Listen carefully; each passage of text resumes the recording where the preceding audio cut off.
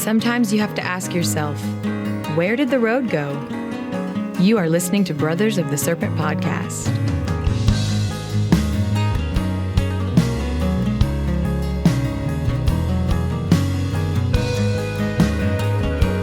And welcome back, ladies and gentlemen, boys and girls, angels and demons, monsters and serpents, to Brothers of the Serpent podcast, coming to you not live from the 10 by 10 by 10 tangent cube of science, nestled amongst the dusty bones of an ancient seabed and trying to find out where did the road go. We are here with Seriah from the Where Did the Road Go podcast, and we've been big fans of his podcast for a long time, and he talks about all the best subjects, so we've got him on here. And Seriah, first question I wanted to ask you is, How are you doing? How are you doing? I'm doing good. That was not what I was going to say. Oh, that's fine. Derailed. Next question. So you talk about all kinds of different subjects. Which topic is your favorite one that you discuss? So ancient civilizations is definitely one. I did a lot more of that early on in the show than I do now, although I just talked to Randall Carlson about coming back on. All right. Because I haven't had him on since before he was working with Graham Hancock. Oh. But UFOs are a big one because I think UFOs, although I think a lot of paranormal stuff is connected, UFOs, I think, hold a key to connecting all this stuff. And I think the electric universe concept is also fascinating. When you hear all these people talking about, a cataclysm back 12,000 years ago that ended what is probably a very advanced civilization, I kind of lean toward Velikovsky's idea that Venus intervened, that Venus was a comet, it came too close to Earth, and it wiped everything out. I think that's what ended the Ice Age. Even mainstream scientists will tell you that something, quote, extraterrestrial was required to melt down the ice, the glaciers as quickly as it did. Not extraterrestrial like intelligence, but like something from outer space. Yeah. So if the electric universe idea is right and Venus moved close to this planet, it could have unleashed thunderbolts, these plasma bolts that could have immediately melted down these sheets of ice in an instant. And you can see that type of scarring on places like Mars and the Moon. It's electrical scarring that they can replicate in the lab. They'll throw this plasma at a surface, and it replicates the same sort of cracked canals you see on places like Mars and some of the weird craters you see on the Moon. They're all demonstratable in the lab, and that makes me think that there's something to this. Yeah, I agree with that. So the electric universe idea of these enormous electrical discharges does seem to it seems to be correlated across these other planets, especially the drier worlds like moons and stuff like that, where we can see the effects because they last for a long time, and they're not eroded by biosphere processes. So yeah, go ahead. There could have been a civilization on Mars at the time too. I mean, yeah, it may have completely ripped away the atmosphere. I mean, if I'm not mistaken, I can't remember, it's the north or the south part of Mars has been completely resurfaced. Yes. So, I mean, anything there is just gone. Right. Yeah. And I mean, so we spent a lot of time recently with Randall Carlson. We went on the Grimerica Contact at the Cabin event that they just held recently in Colorado. So we were there for 10 days with Randall and got to interact with him a lot. And he talks about, so he talks a lot about how the catastrophic periods that the Earth goes through, it just erases, not only would it erase any trace of an advanced civilization, but it also just completely resurfaces the planet. Right. So, I mean, and I've seen this also. I'm sure you're familiar with Cremo's book. What is it called? Forbidden Archaeology. Yeah. Yeah. Right. See, I can't remember names. This is what we have the Watcher for. Yeah. So, where, he talks about these people are digging down and they find, a paleo surface, right? And it can be hundreds of feet beneath the modern surface of the ground. they dig way down there and then they find like old riverbeds and like, basically, biological material. It's mostly fossilized at this point, but it's buried under hundreds of feet in some cases of sediments or maybe basaltic, volcanic output. So like you have these catastrophic periods and it just completely rewrites the surface of the planet. And that happening on Mars, but since Mars lost, if Mars was a livable place before that, then something like that happens. But it's so devastating that Mars loses its biosphere. Basically, all it has left is a thin atmosphere, and almost, the water is almost all gone. There may be some water left underground, but we can see that it's the remnants of that kind of process still apparent on the surface of Mars and like on the moon. These catastrophic things, right? So when you try to imagine that happening here, but because we have water and air and everything moving around, it's sort of, and then the life growing back over it, it sort of kind of coats it and covers it. Right. And then one of the things that's interesting about Cremo's stuff is, he kind of took it from a religious viewpoint, but then used science to see if there was anything to it. And, he's pulling up finds of modern Homo sapiens that date back 1 million years, way beyond what is accepted now. Right. I mean, and it just gets swept under the rug because it doesn't fit the paradigm, and that's not how science should work. Exactly. Yeah, exactly. And I mean, it's in some cases it's more than tens of millions of years. Yeah. I think there's one case where he's like he shows evidence where they found stuff that appears and now, of course, what this calls into question is not necessarily, to me, what that kind of thing calls into question is the way that they date this strata. Like, is that stuff right? Is that stuff really that old? So you have two ways of looking at it. Either humans have been here for 250 million years or whatever the most ancient one that he found evidence for, or that the strata dating is off for some reason. And it could be both. Yeah.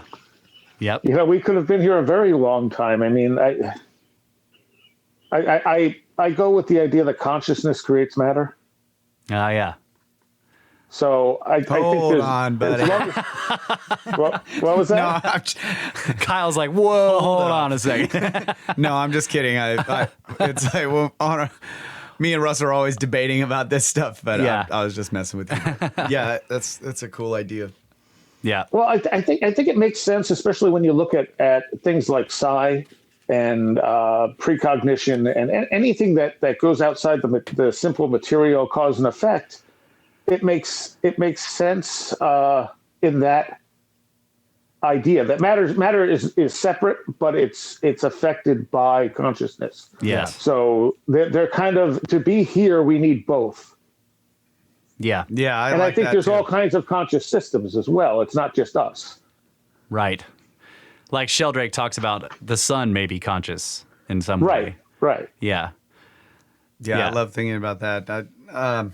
So I like the idea of the duality, the two worlds. There's the realm of consciousness, and then there's the material realm, and both complement each other.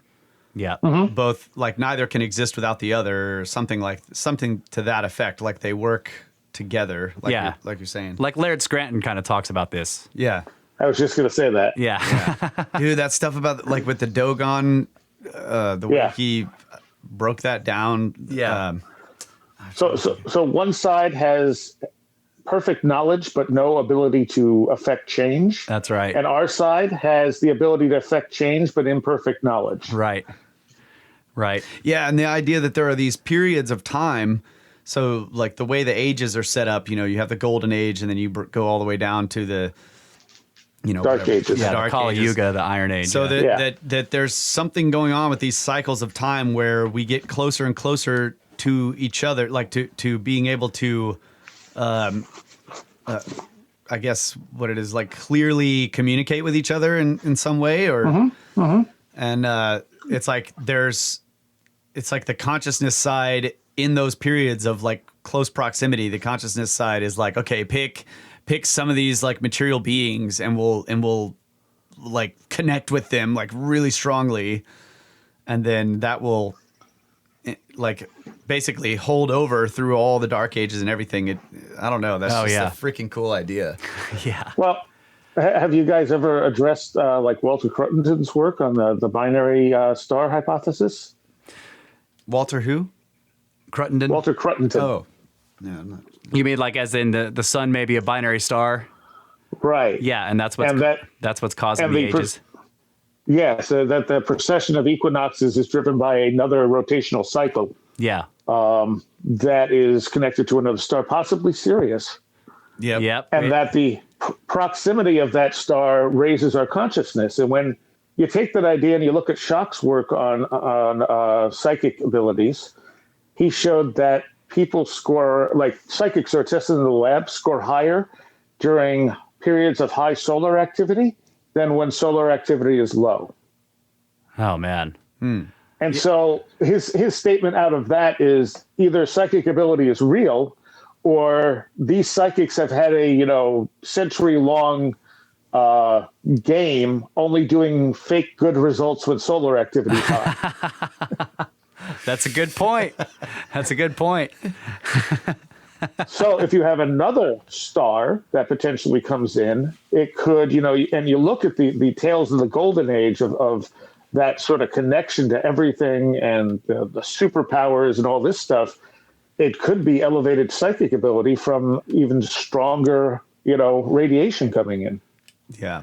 Oh, yeah. Right. So if we're in some kind of elliptical orbit around another star, then as that star gets closer to us, its effects will also affect our psychic abilities and we become awesome. Right. Yeah. And if that is serious, then that sort of like can explain some of the Egyptian, mythology. Yep. Like the idea of the soul going off and, passing through Sirius or whatever. Right. Or that that Sirius the dog is what like leads man to the house of millions of years, that kind of stuff. Yeah. And someone, and I forget who it was, some scientist in Australia had calculated approximately how fast our solar system is moving. And it would be the exact amount of time or the exact speed it would need to be moving to fit the whole precession of the equinox time scale. Oh, okay. Like if it was rotating around another star.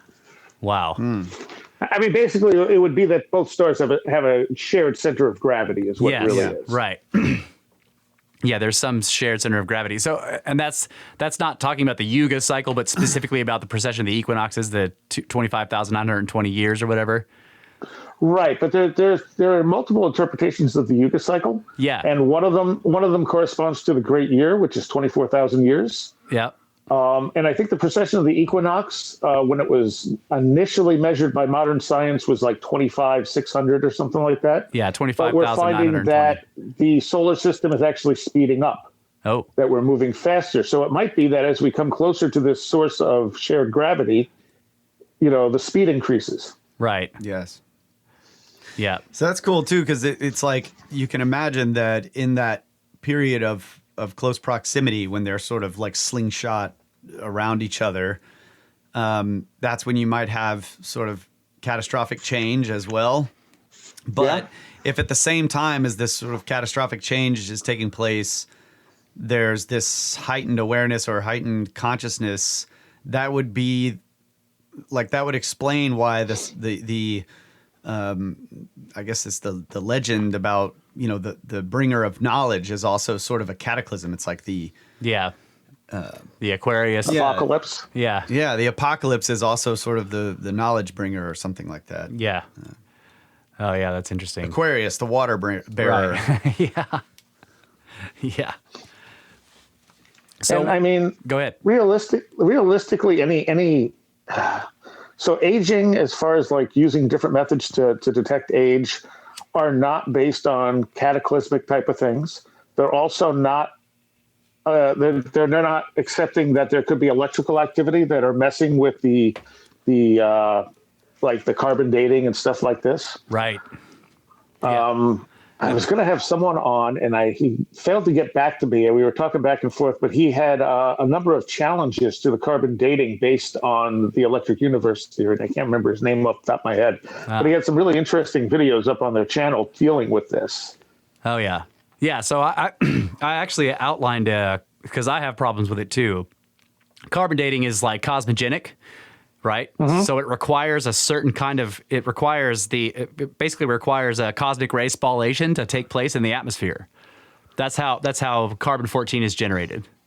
Right, so you have to have an influx of cosmic rays, which are obviously like they come from everywhere. The sun doesn't really make some. The sun might make some, but for the most part, cosmic rays are theorized to come from like distant novas and supernovas, or like very large cosmic events. Right. Right. But the sun can shield us from cosmic rays. Right. Okay.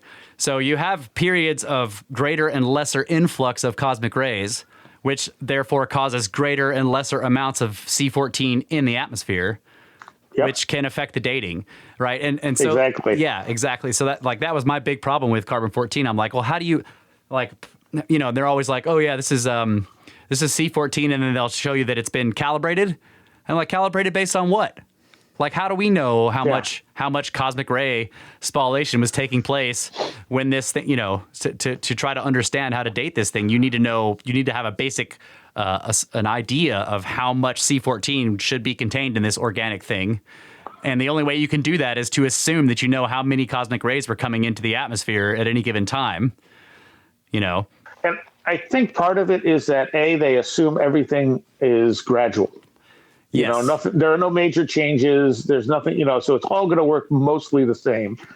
And for recent times, I think they can look at things like tree rings and stuff. Yep. To determine, what's going on. You get a little better idea of what's going on. But after a certain point, I mean, what the oldest tree is 2,000 years old? Yeah. Right. Tree ring. I think. Well, they do this thing where they so one tree that's 2,000 years old will have been like a sapling or whatever when another tree was 1,000 years old nearby. Right, an older one. Right, yeah. right. And so they'll kind of like line up they'll line up the rings and say, well, these early rings on this tree match up with the later rings on this tree. Mm-hmm. It's dendrochronology, I believe it's called. Yeah. Keep going back and back and back that way. As long as they have, trees to look at. Yeah, like right. Yeah, like freaking petrified wood to look at. Yeah. And then the other one they try to use, and they're able to do this a little bit, is with ice cores. Right. So there were those ice core projects in the Greenland ice sheet that where the ice level or ice layer data goes back many hundreds of thousands of years, but still, it's difficult to understand. And that's what they're talking about when they're talking about calibrated. They're calibrating them to dendrochronology and the ice core data. But when you're talking about dating rock layers that are much older than that, because C14 stops being viable at about 60,000 years or old, like much older than 60,000 years, and C14 is all decayed. So you can't really use it past that. Right. I agree. It's interesting the correlation between what you were saying about the psychic abilities of people during higher solar activity, because higher solar activity means less cosmic rays, and less cosmic rays means that the C14 is not having less the of it same around. rate. Yeah. So the higher the solar activity, the less C14 we have, and also the better the psychic abilities. And I don't know, it's just this weird connection. It's really weird. And yeah, the Watcher just is dropping in these images of Egyptian carvings during the time of Akhenaten. Akhenaten. Showing the sun disks and all the rays coming down. And if that's the sun, that may be commentary. Like reaching it's like, pointing at their minds. And I think that whatchamacallit did a great job of showing how many ancient cultures viewed Venus as a comet. Yeah.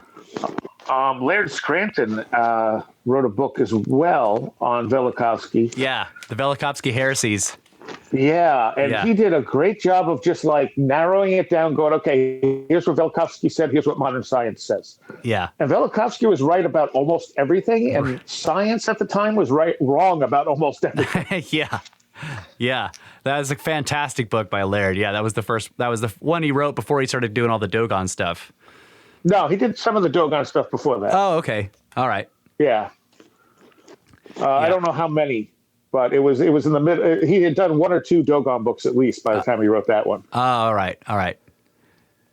Yeah, that was a fantastic book, and I agree. He basically went through and he was like, "Yeah, Velikovsky seems to have been correct."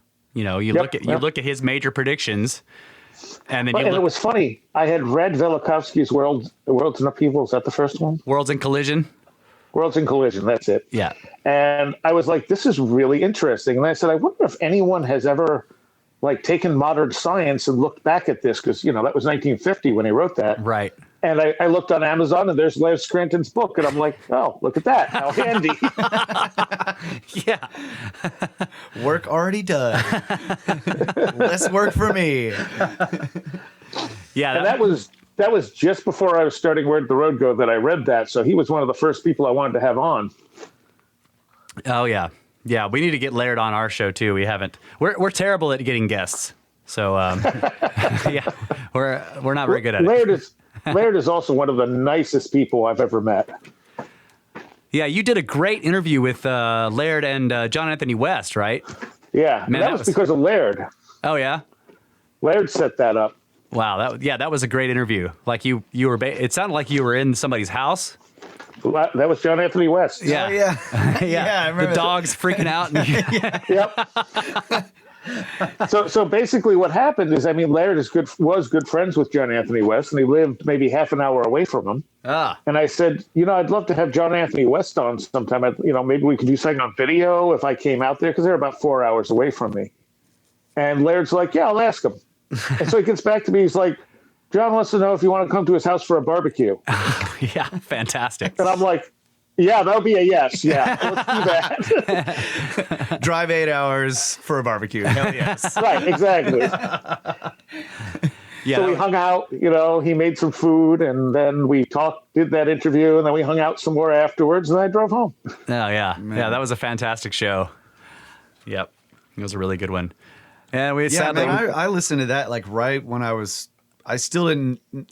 unfamiliar with any of these people, and I was just starting to get into all of the people doing work in these various different fields of alternative history and all that. So when I listened to that interview, that was a formative interview for Kyle. Formative interview. Yeah, I was like, "Whoa, the guy that was saying this, that guy." He's like, "Yeah, that was Larry Scranton." "Oh man, yeah, that guy." And I love in that interview that John Anthony West's very interested in what Laird's working on. He's not one of these people who just wanted to hear himself talk. Right. Laird would say something, and he's like, "You didn't tell me about this. What's going on there?" Yeah. Yeah. John Anthony West he was a character, man. He was hilarious. And I'm glad I got to meet him before he got sick, Yeah.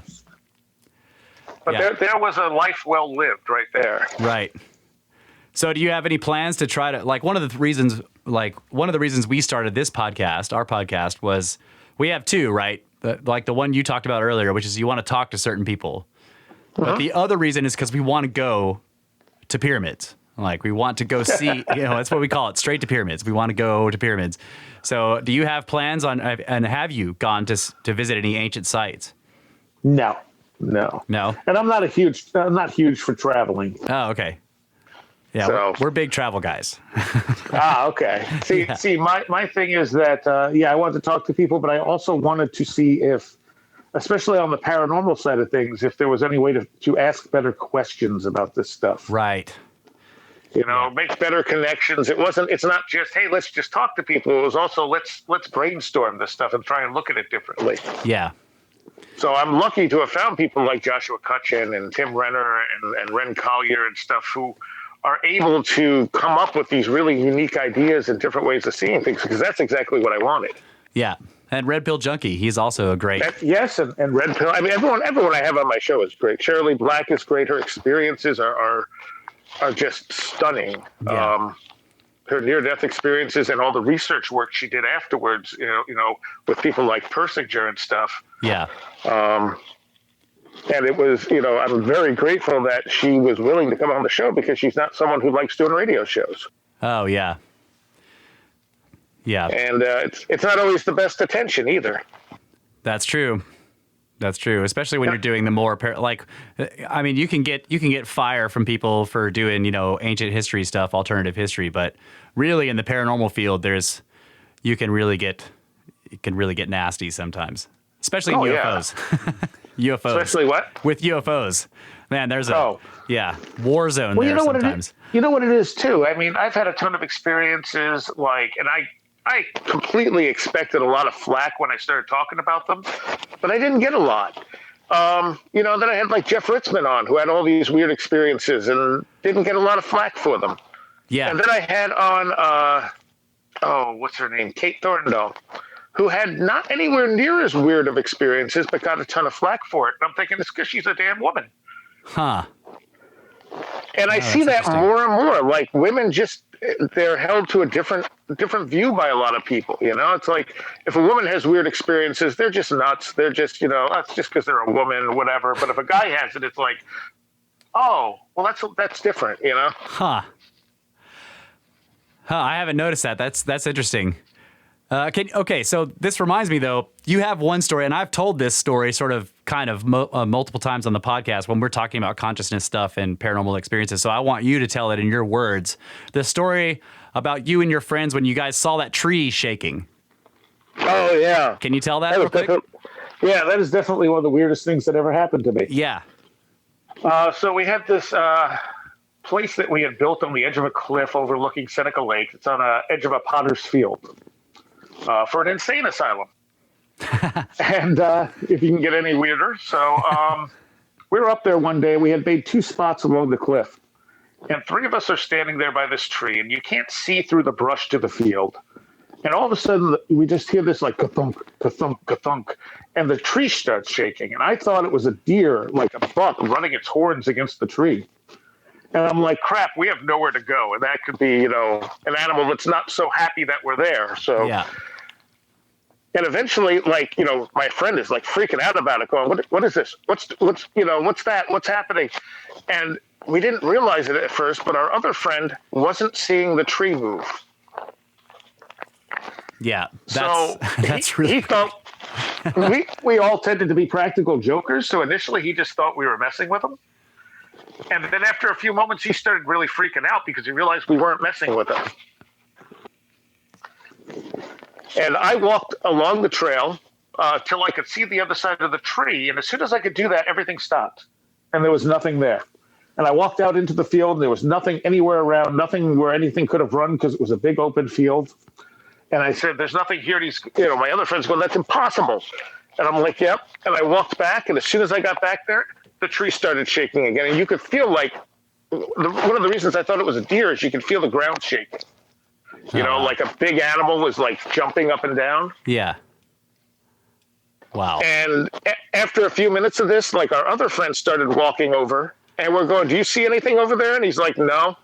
And we're like, okay.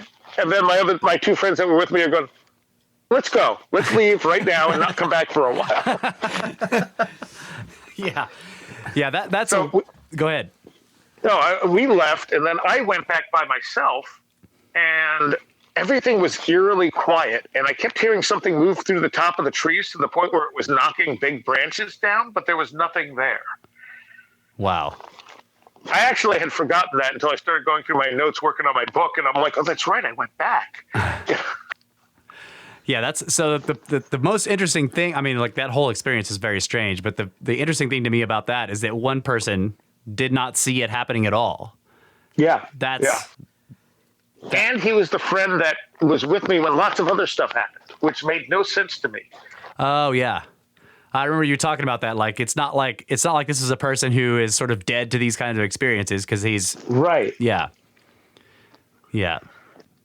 And so my memory of it was that, oh, he must have been the one that saw the tree shaking and our other friend didn't. And when I read my notes and went, oh, I had that wrong. Yeah.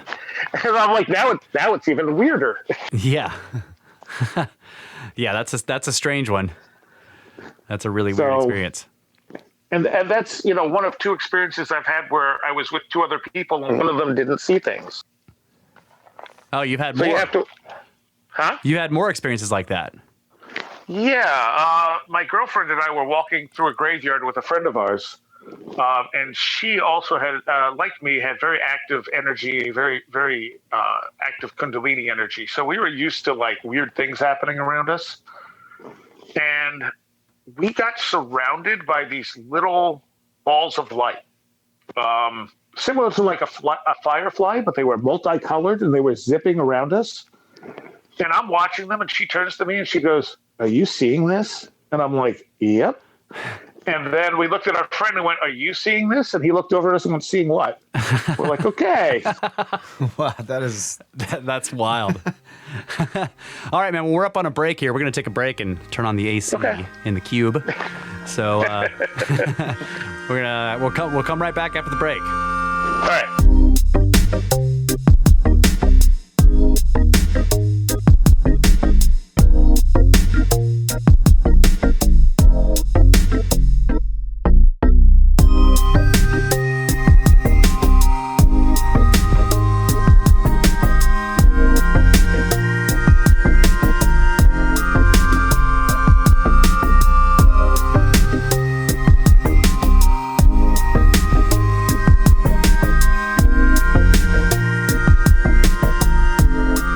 Welcome back, ladies and gentlemen, Brothers of the Serpent podcast. We are sitting here in the 10 by 10 by 10 Tangent Cube of Science, talking to Seriah from Where Did the Road Go? Excellent podcast on all types of topics, similar to our show. That's right. Pretty much everything mysterious. And about asking the right questions, which is why his podcast name is a question. Which is a good one. I remember when Russ was first describing that to me, it was just like, yeah, it's brilliant. You're like you're driving out in the wilderness, like in search of something cool, and then you're like, wait a minute, where did the road go? That's where you want to be, man. So I really like this topic, the topic of the possible, ancient civilization, the lost civilization, and the technology that they may have had, and what you were describing about, this possibility of the binary system or higher solar activity resulting in a higher consciousness. Now, I often think of it in terms of physics. Like I'm sort of the, I'm always thinking about things and how can I explain this with physics? So Russ refers to me as the materialist reductionist physicist guy.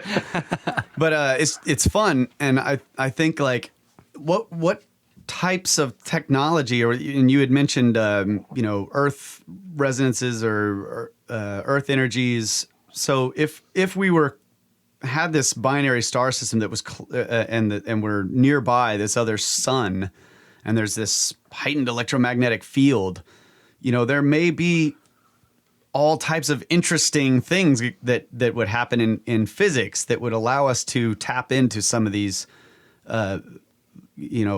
ways of getting energy or doing things with sound or resonance that we can't actually do anymore while we're far away from this star. And I suspect, again, going to the electric universe idea, that one of the common factors I found in paranormal stuff is a lot of it seems to be electrical in nature. Yeah. And I think consciousness has some electrical nature to it. I mean, I've had electrical issues with things because I short this stuff out. I've knocked people across the room before because I was so electric. So I think if we're dealing with an electric universe idea, that electrical impulse is probably stronger when we're around two stars rather than one. Right. Yeah, I was going to say, we talk about the idea of, a free lunch in terms of energy. And most of the free lunches that we have here on Earth are a product of the sun, right? So it's putting out tons and tons of energy, and that results in all this energetic stuff happening on on our planet in the biosphere, and then we take advantage of those things like falling water. We turn into hydroelectric dams, or just animals like or plants. You want to go get something to eat, you don't have to build it from scratch. It's already growing, or it's been growing, and you can go and get it, and it's food. So it's a free lunch, and all of it is because of the sun. So if we were actually in proximity to 2 stars, the free lunches might be even more free, basically. And who knows how long a civilization existed here and how fine-tuned they were to using these energies, even just the energies of our sun, before everything collapsed. Right. Yeah. Another scenario we like to think about is like, a lot of these ancient sites, these sort of anomalous ancient stone structures that seem to be built on certain places, called holy places or whatever, but they're energetic. They're like, got the telluric currents idea or the ley lines idea that, that, if something happens or if this cycle continues and we get closer to the other star or whatever it is that happens, we get closer and closer to being in the golden age, the Satya Yuga, that all these sites will start turning back on. That would be freaking awesome. Like that. A lot of them would obviously be, if you let a power plant, like one of our power plants, just sit there for 20,000 years, it's probably not going to be functional after 20,000 years. But you put it back in if it's been maintained in some way or another, and you put it back in the situation where some subtle energy is now increased, it may actually the lights might begin to come back on. Yeah. Well, I always looked at our exploration of the Great Pyramid as like children with a big hammer. And we're going into this really precise instrument, like a violin with a big hammer to figure it out. Right. Yeah. Wham. That's why I got in. Yeah, great. Yeah, and you broke it. Fantastic. That's why we like muon scanning. That's right. Yeah, the Scan Pyramids project. They're using muons. So that's a very tiny hammer. Yeah. I'm trying to remember who I had on. I'm fascinated by the idea that the Giza pyramids may be actually older than they say they are. Oh yeah. Like we know the Sphinx is. That's essentially been proven by shock. Right. How much older is open to interpretation, but it's definitely older than Egyptologists accept it. Right. Yeah. And his most conservative number is. What was that? Shock's most conservative number is like 9,000 BC or something like that. Right. There's a few climate scientists that say the Giza Plateau was probably wetter later on than the current estimates. Yeah. Well, So during the climactic optimum of the Holocene, it probably was a lot nicer than it is now, but still not enough to cause that kind of erosion because you need like torrential rain. You need torrential rainfall to cause that. It seems like it would happen during a cataclysmic period, not a nice benign one. Or just a long period of time. Yeah. Yeah, it could be just a long, long period of time. So either way, it needs to be pretty old. John Anthony West talks about how he thinks it may have been the previous cycle, 36,000 years before rather than 12. Yeah, I think Faval goes with that idea too. Yeah. Yep. Scott Crichton did some interesting work on the markings in the Great Pyramid. I don't know if you guys are familiar with him. Which markings are? Well, I'm not familiar with the guy. No, but so there are the main markings we found in the Great Pyramid are above the King's Chamber. Yes. Okay. Yeah. And they're supposed to be quarry marks. Right. And they're supposed to point to Khufu. Yeah. So Zachariah Sitchin had said, well, these were faked. Right. And that was disproved. However, Scott Crichton went into it and took another look at it and said, okay, so the reasons that Sitchin said they were fake were wrong. However, they actually look like they're faked. Yeah. And he presented an entire book full of information showing how these quarry marks were likely painted on after the fact. Things like you can see the paint running from the quarry mark into the block below. Right. And things like that. So there's a lot of evidence and even some journal entries he found of the people who initially discovered the pyramid. Some incorrect quarry marks in some of it. Basically supporting the idea that they opened this up expecting to find some writing and stuff and didn't, so they put their own stuff in there. Yeah, Howard Weiss, right? Yes. Yeah. British Yeah. Egyptologist. Who was a super shady character on top of everything else. Yeah, he was pretty shady. Yeah. Yeah, I tend to believe that they were faked by that guy. Yep. Yep. But yeah, Scott Crichton did a good analysis of that stuff. I think I had him on 2 years ago, maybe now. Yeah, I think now that you mentioned it, I think I remember listening to that show. He put out was it a full book or was it like a pamphlet? No, it's a book. Oh, okay. It's on the traditions. Oh, okay. Inner Traditions, yeah. Yeah, I remember that, and I agree that, like, you know, it's another thing with Sitchin. It's like he was in the right direction, but didn't get the whole thing correct in a lot of Yeah, ways. and he fluffed a lot of his stuff up to make it look better. Same with the guy who originally came up with the ancient astronaut theory. Oh, I don't know that one. Yes, you do. His name's escaping me. The Watcher will handle it. Keep going. It's not Velikovsky, right? No. it's Back not. in the late 60s, early 70s. Oh, okay. He's still alive. He still does conferences. That's what the whole Ancient Aliens TV show Oh, is yeah, based yeah. off of. Something Von. Something. Eric Von Daniken. That's it, Eric Von Daniken. We have this joke whenever we can't remember his name. It's something Von something, and then that always triggers it. I mean, he uncovered interesting stuff, but he also took stuff that was not mysterious and sold it as more mysterious than it was. Right. Yep. But I really liked his book, man. I mean, maybe A he lot of did. people did. Yeah. Maybe he did. I don't know. I mean, I guess I don't know what version or what print version that I actually listened to an audiobook version, so it was probably much later. But in it, he, you know, I don't know. I felt like it was pretty sincere. Like he just, you know, he started out being curious about these various things, very much like Sitchin. Yeah. You know, about these things that were written about in these ancient texts, and just started connecting the dots, and went down that I don't rabbit necessarily hole. think he was disingenuous. I think it was just a matter of like confirmation bias after a point. Yeah. Okay. Yeah. Yeah, that's cool. You start looking at everything from that lens of, okay, these are ancient aliens. Right. Yeah. It's a good thing I didn't write a book when I first started getting into this stuff, because it would have been full of confirmation bias. Yeah.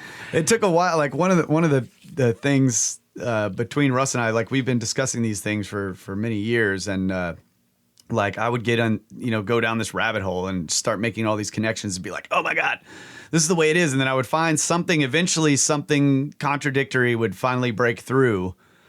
And I would be faced with this idea that I had to flip the whole story over to this other piece of evidence. And Russ told me this one time, like, dude, it's not all black and white. Yeah. There's just gray area. And that really helped me to stop trying to fit it all into one mold or one story, and just to see the connections as they are, and as they come. Yeah. Yeah, and it just helped me sort of. And it's okay to entertain contradictory ideas. Exactly. Yeah. You just need to be aware that that's what's happening. Otherwise, you have some serious cognitive dissonance, right? Right, exactly. Yeah. I mean, like, you know, with the whole Venus thing, you know, like I really like the theory. I see support behind the theory. However, I'm not necessarily saying that's all it is. You know, Right. It has to be this, and I'm not going to believe anything else. It's like, no, I like it. You Yeah. know, Yeah. the Shock's ideas of a solar outburst are also interesting. Yeah. Yeah. You just can't be all in on any given theory. You have to No. you have to entertain and study them all. You got to be a good Bayesianist. Yeah. Bayes. You know, I'm always rallying against the extraterrestrial hypothesis, but I'm not. You know, that's almost like a balance. You know, because so many people accept it without questioning it. Yep. And it's like, okay, so I'm not throwing out the idea that there could be extraterrestrials involved. I just don't think that's where the evidence we have currently points. You Right. know? Yeah.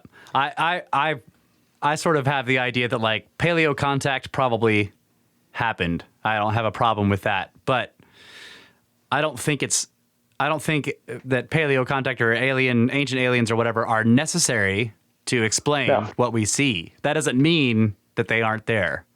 Right. Right. Yeah.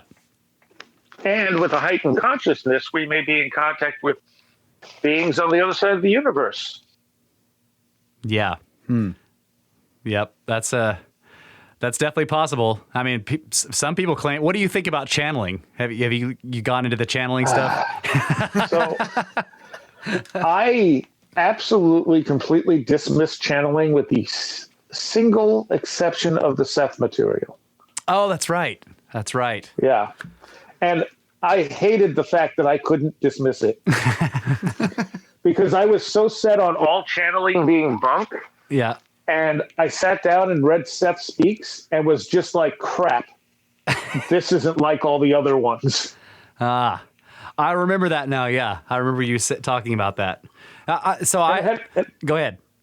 Oh, I was going to say, and it had a major impact on the way that I see reality. Yeah. Yeah. My problem with the channeling stuff is that I completely think that it works. That channeling can take place, right? Mm-hmm. My problem with it is you don't know what you're channeling. True. True. And so like, and then there's all of these traditions and oral knowledge and like ancient writings and everything that are trying to warn us, like there are tricksters. Yes. They will fuck with you, right? And so like I listen to this channeling stuff, or I look at it or read it or whatever. And I'm like, dude, okay, but how can I trust it? It's not that I don't that I think the person who is doing it, maybe in some cases you're like that person is just making shit up. But even if they're not, the being on the other end of the channeling is just making shit up. And how can you tell the difference? That's my problem with channeling.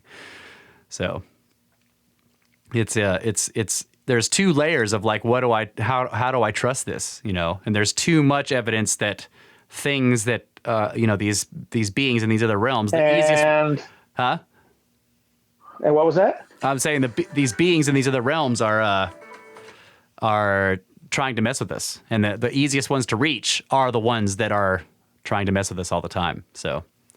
Yeah, probably. Yeah. But the thing also with Jane Roberts doing the channeling is Jane didn't necessarily believe in what she was doing. Oh, okay. She would flat out say, I have no idea what's happening here. I don't know what Seth is. Seth may just be a part of my subconscious that I'm not aware of. Right. So she approached it as a skeptic, whereas most of these channelers immediately try to make money off of it. And she never did, other than putting the books out. That's true. Yeah. I mean, I've seen people do stuff on YouTube and you're like, what are you doing? Yeah. And I've seen videos of her channeling Seth and I'm like, I can't watch this. But when you read the books, it's like, this is brilliant. Like, no matter where it's coming from, this is brilliant. Right. Yeah. So what do you think about Edgar Cayce? I was going to ask the same question. Cayce was also interesting. Yeah. I mean, he definitely, and again, it comes down to so much of what we really control about our own reality, because he's giving people cures, and are they actually working or are they essentially placebos? Yeah, that's hard to know. But if placebos are actually working, what the actual F is going on? Exactly. Because in a materialist, reductionist view of things, placebos should not work. Right. That's right. So if they work, something's missing. Yes. Yep. And it's not that reductionist view hasn't given us some great technology and some great discoveries. It certainly has. It's just that it's not everything. Right. Yeah. It isn't holistic. I want to lay out this idea. I hope I can do this. So, I've contemplated this problem with the physics and the spiritual realm or the consciousness realm, whatever it is, a lot. And, I typically go down this materialist reductionist road we call it that as a joke. Because I do believe in the spiritual realm. Yeah, he has his beloved materialist reductionist physicists that he listens to. Yeah, I follow these physicists. I'm a big fan, and I want to learn everything that they're learning. I want to know how it works. So the idea that I can't get past is that no matter what, like you saw that tree shaking. Mm-hmm. So even if, no matter what, there was some type of interaction taking place on the physical, it had to partially be physical. So like, for example, if you see a ghost, if it's if it's purely this consciousness thing that's happening, then you're not actually seeing. There's not actually any photons of light entering your eyeballs that are coming from or bouncing off of this spiritual thing that you're quote unquote seeing, right? In which case it's all in your mind. Now, I tend to believe that these apparitions or whatever they may be are really there in the physical realm. So they're having some kind of physical interaction. That means that they have to have some kind of physical interaction in some way, which means that we're living proof in a sense that the consciousness realm and the physical realm do interact, because we are walking around interacting with our own consciousness. Yep. And our consciousness can control this physical thing. I think about moving my arm and it moves. It's like freaking magic. So what I'm interested in is where these two things converge, and the advent of quantum mechanics, or the quantum field theory, which is the current model, quote unquote, of the universe, has this problem, the measurement problem, right? And so they can't look, quote unquote, or say detect a wave, a single photon or a wave of light without disrupting it, because in order to detect it, they have to actually sort of hit it with a hammer, right? They have to bounce some other physical thing off of it, and by doing so, it changes it, right? So, like, I guess thinking about all this stuff, I'm like, there's got to be some way to set up an experiment that can find where the two things interact or how they interact. And I think one of the cool ideas that Russ and I had discussed recently was this prospect that perhaps there's something about the universe that is sort of like, we're curious about it, and it's sort of calling to us, like, yeah, come try to discover what's going on here. And we're like seeking to try to figure it out. And if we take the materialist road, we go all the way down and we get so far, and then suddenly there's a roadblock and we just can't get past this point. Yeah. We can no longer. Where did the road go? We can't. Yeah. Where did the road go? We cannot look at this thing without disrupting its natural state. So then there's the other idea of going down the spiritual realm. The spiritual path of discovery. And eventually you go down so far that you run into this problem of, like, is this all in my head, or is this is there some physical So it'd be interesting. Everything is Maya. Right. Yeah. You begin to see people saying things like, this is all illusion. Yeah. Mm-hmm. Yeah. Right. So I was thinking it would be cool to set up a sort of experiment using both.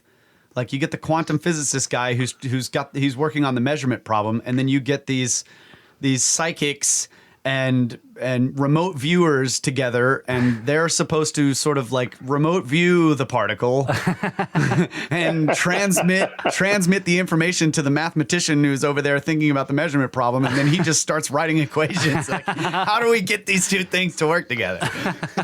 Yeah, but the problem is, as soon as you observe it to verify whether or not the remote viewer got it right, you're changing the item. Yeah, I agreed. But if we were just writing equations, perhaps, that it might teach us something. Yeah, I don't know. Maybe. I don't know. But you make a good point. Yeah. Yeah. Because one of the things you have to do with remote viewing, you don't have to, but it increases their accuracy, is to actually allow them to know what the target was afterwards, right? So So like, if the remote viewer is then shown his target, it's going to mess it up, because you have to bounce a light particle off of it. And then also, that begs the question: is a remote viewer just precognitive? Right. Yeah. That there's some precognition in remote viewing, at least in some cases. Yeah. So he's seeing, he's not seeing the thing at a remote distance. He's actually precognitively picking up what he's going to be told the result was. Right. He's like somehow retroactively or precognitively understanding his future mind state, where he knows what it is. Yeah. And there have been remote viewers who have said, even on their way in to do a remote viewing, they already know what's going on. They already know what they're going to see, and this is how it's going to play out. Yeah. And that makes them wonder, they're not actually remote viewing. They just know this stuff precognitively. Right. Yeah. Yeah. I would just say that the principle that if we try to discover the essence of the universe or whatever, the materialist way, we end up with this roadblock and we can't get around it. And if we try to understand it the spiritual way, we end up with a similar type of roadblock that we can't get around. It just, that principle in and of itself reminds me, or seems so similar to so many other things just in physics. Like just looking at the way the universe works, like for example, you know, we look at the sky at night and all the stars seem to be moving. But later on, through some complex, you know, process of discovery, we figure out, no, wait, we're the ones spinning around. We're on a rolling ball. Yeah. Yeah. So it's like the, you know, it's sort of backwards. Everything seems a little bit backwards once you know. Once you look deeper, you realize that your first impression is actually the opposite of what's really happening. Yeah. Yeah. And we have this joke that, like, you know, going the purely material route, you end up where the materialists are like, the spiritual stuff isn't real. It's totally not real. If you go the pure spiritual route, they end up telling you the same thing about the material. The material realm is not real. So it needs to be holistic. And, like, you know, John Anthony West used to talk about that the ancient Egyptians and these other ancient cultures did not separate the physical sciences from the spiritual stuff. They had a more holistic view of it. Yeah, that's beautiful. Yeah. And that so many of these structures have much more meaning than Egyptologists have ever tried to put into them. Yes. Egyptologists just look at it and they're just like, oh, well, it's a temple. Yeah. I don't know, therefore temple. Right. Yeah, exactly. Yeah, we have the joke, I don't know, therefore tomb, or I don't know, therefore temple. Yeah. Because they made the joke. They made the joke on us, you know, like, I don't know, therefore aliens. We're like, no, you guys don't know, therefore tomb or temple. I always found it funny that years ago they'd say, well, you know, the Egyptian pyramids and the pyramids in Central America are completely different because the ones in Central America weren't tombs and the ones in Egypt were. And then you look and you see how many mummies have actually been found in pyramids in each place, and it's almost the same number. Right. Yeah. Yep. Which is almost none. Yeah. I think it's like 13 or something. I mean, there's more evidence they were used as tombs in Mesoamerica than in Egypt. Yeah, that's right.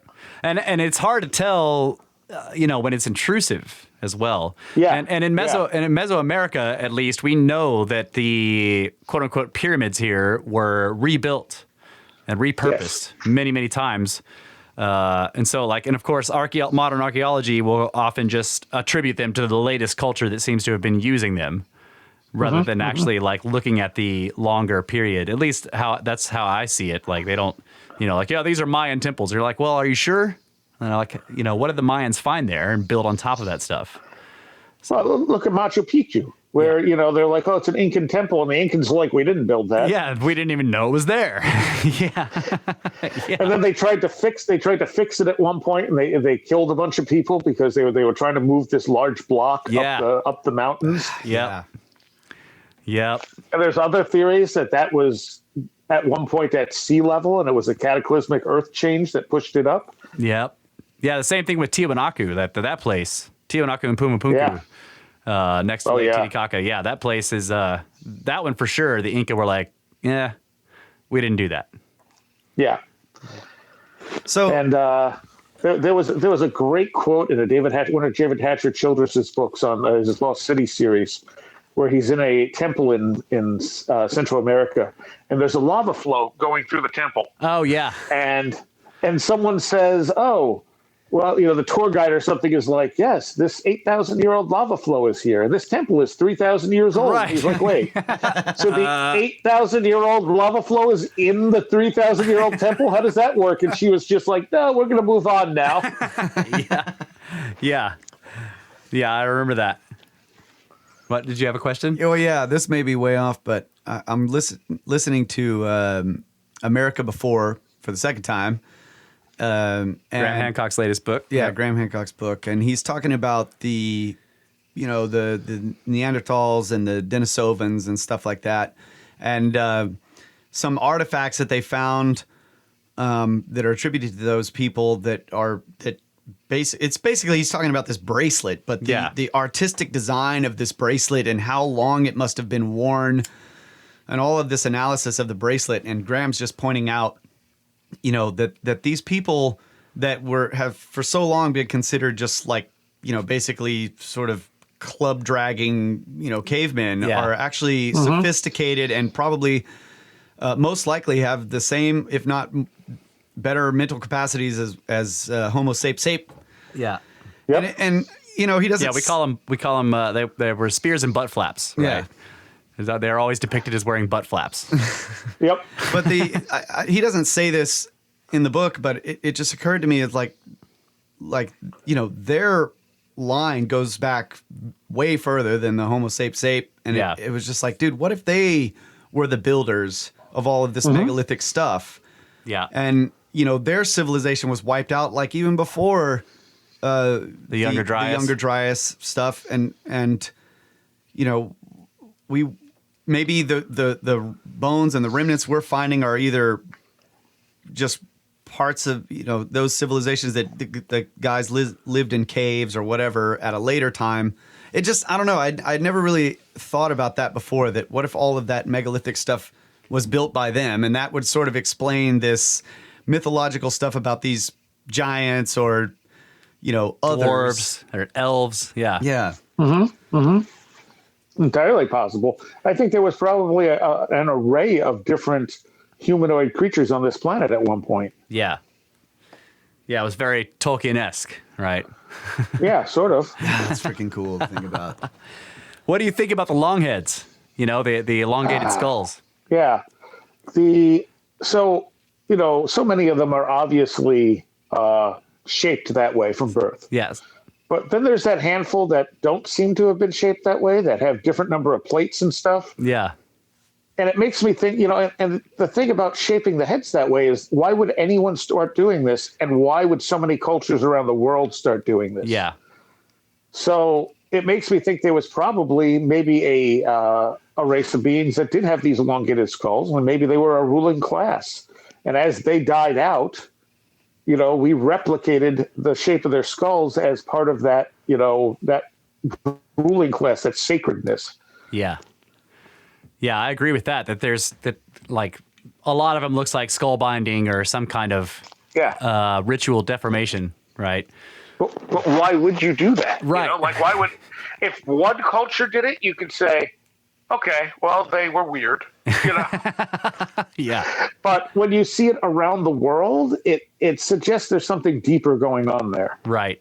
Yeah. And there's also they put the rings on their necks to elongate the necks. And I'm just looking at this picture that the Watcher put up of Akhenaten with that long, narrow neck. Yep. Like they were mimicking, just like you're saying, sort of like the cargo cult idea. Yeah. Yeah. Yeah. It's cargo cult, but it's body shaping in some strange way. And like when you look at the archaeological papers on this, when they're uncovering, like in Paracas, where they've uncovered a lot of elongated skeletons with elongated skulls, a lot of them are as a result of head binding. They're always talking about these people as being the elite of this culture. They were buried. Exactly. They were buried separately. They obviously, like the nature of the burial implies that they were the elite. And so then you think of okay, why would you end up with somebody who's deforming their bodies in some way as being the elitists in that culture? Right. And it's like they're actually copying something that is a much deeper memory of something else. And again, if it was just one culture that did it, it would be easy enough to dismiss. Right. Right. Someone had a dream that they should elongate their skulls, and he was, a king, and so they all started doing it. But it's a worldwide phenomenon in ancient cultures. Yeah, and the same deal with pyramids. It's like somebody had a dream, like, hey, let's build giant something stone triangles ridiculously hard. Long after I'm dead, and then everybody started doing it all over the world. It's right. And of course, the fact that most of these ancient structures get better in quality the older they are. Yeah. It kind of goes against the idea that we evolved to learn how to do things better. It's more that we lost knowledge. Right. Yeah. Hey, that's the hipster factor. They were doing it before it was cool. We have the same situation going on here with furniture. The older it is, the more expensive and better it is. This is true. Well, it kind of works with technology because if you think about it, so much stuff now is literally made to break. Yeah. Whereas, you could have a laptop from 1997 that probably still works fine. Yeah. Yep. Could still play those old video games on it. Right. But a modern laptop, you're lucky if you get 3 years out of it. Yeah. Yep. And it's by design. Yep. And it's also a function of like it's being cheap, right? It's cheaper. Yeah, well, that too. It's cheaper just to make it like, okay, so it breaks in 3 years, but you only paid $300 for it. Big deal. Yeah. Whereas if you bought that laptop in 1980, whatever, it's going to be thousands of dollars. True. Look at phones. I mean, phones aren't cheap, but they find ways to get you to, sign up with them to get a new phone cheap and, pay it off by the month. And it's not going to last you more than 2 years. Yep. Unless you know how to root it. It may physically last you, but it's not going to run the new software, or they're going to intentionally slow it down, like Apple is doing with the iPhones. Yeah, yep. Slow them down once the battery capacity starts to drop. Exactly. Yep. Yeah. Okay. So that. Well, we're coming up on a break here. All right. Fine. Save your questions. Fine, guy. I'll try to remember it. Yeah. All right. We're gonna take a break. We'll come right back with Seriah from Where Did the Road Go?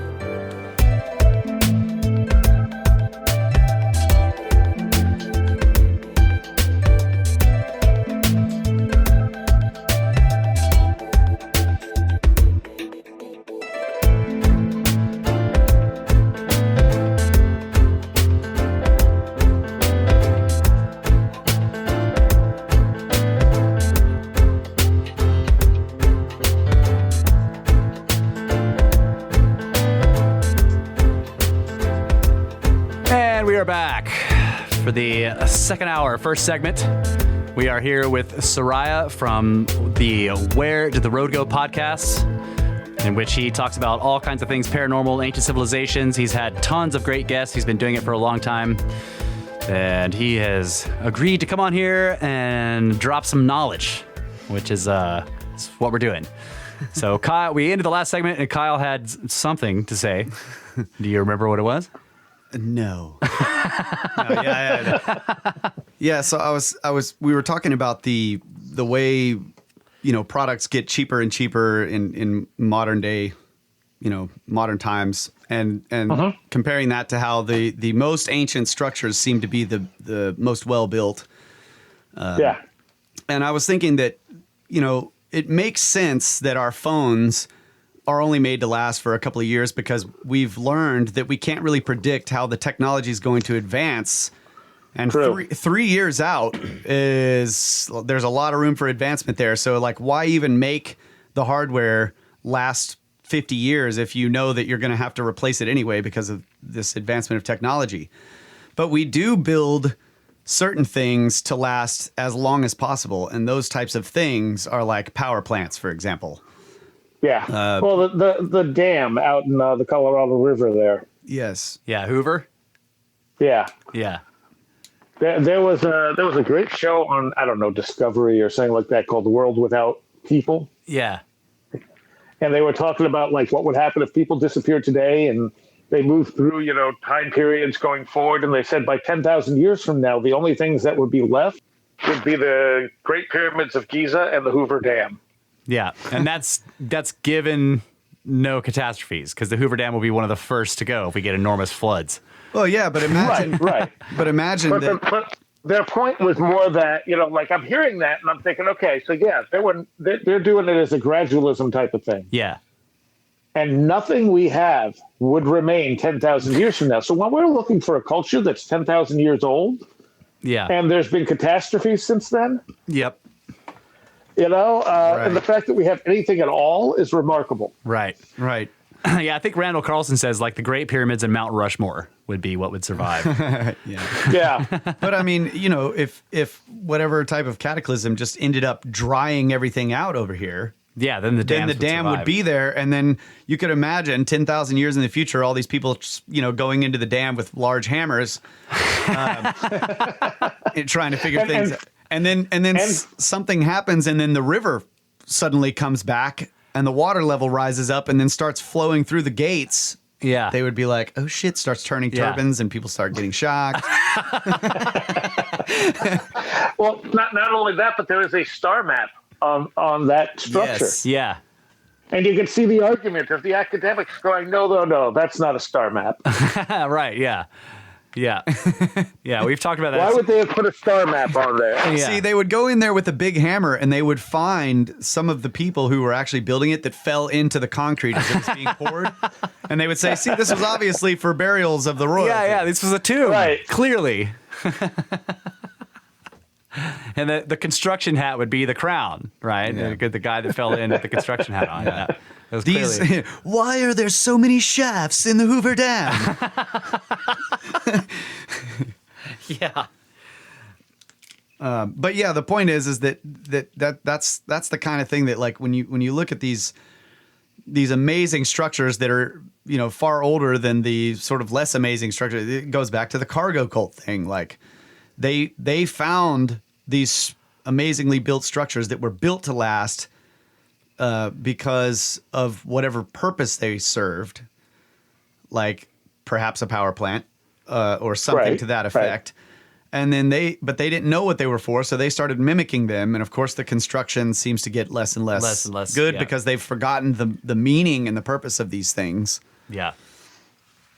Well, I suspect there were a limited number of people who knew that, and that's probably where the Anunnaki come in.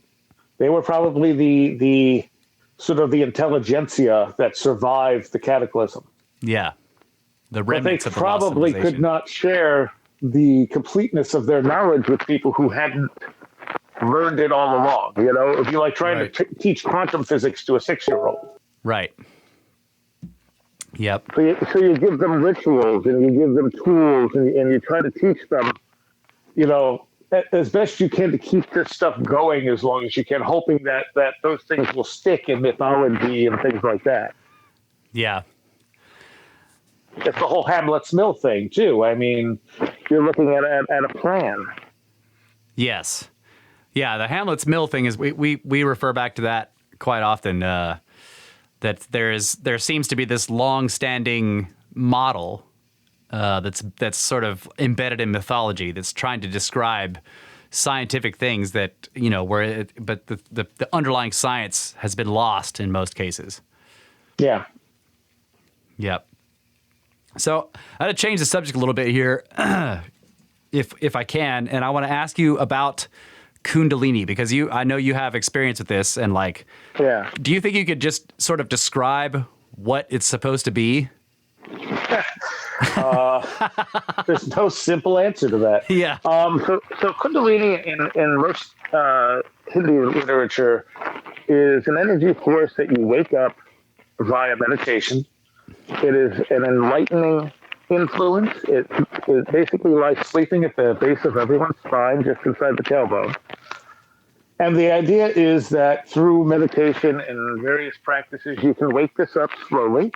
And as it wakes up, it will teach you about yourself. It will enlighten you as to the universe around you, et cetera, et cetera. There's plenty of classes on Kundalini yoga and stuff now in the United States and places like that as well. What I experienced what's called morbid Kundalini awakening, which means mine just woke up one day and I had no idea what was happening to me. Right. And it wasn't a gradual wake up. It was a very sudden wake up, which caused a lot of pain. It caused the electrical stuff that I mentioned earlier, where I'd short stuff out or shock people. Like the effects are very far reaching in what it can do, which, again, it's electrical. There's a lot of electrical stuff going on with this. And it interacts with other people who have awakened Kundalini. It can affect people who do not have awakened Kundalini. like it actually can transfer from one person to another. Oh, wow. It almost seems to have its own sort of consciousness in a way. I mean, I would assume it's some level of subconsciousness of mine, I mean, to anyone who's experiencing this awakening. And I've found just throughout my life, I've run into so many people who had this, and no one's ever known what it was when I met them. But, you can ask certain questions, and then you're like, oh, here's what's happening to you. And it completely changes their life because suddenly they now had to, deal with this thing that was a complete random mystery prior because the West has no concept of it. Yeah. But there are other if you look at other cultures and stuff, if you look at the Christian version of it, it could be you're taken by the Holy Spirit. There are laughing churches. You can look this up on YouTube where they can, the main pastor or whatever will basically awaken his kundalini, which can cause you uncontrollable laughter. Huh. And it's not a funny type of laughter. It's not an uncomfortable laughter, but you're not laughing because something's funny. And if you touch someone, you can spread it to them.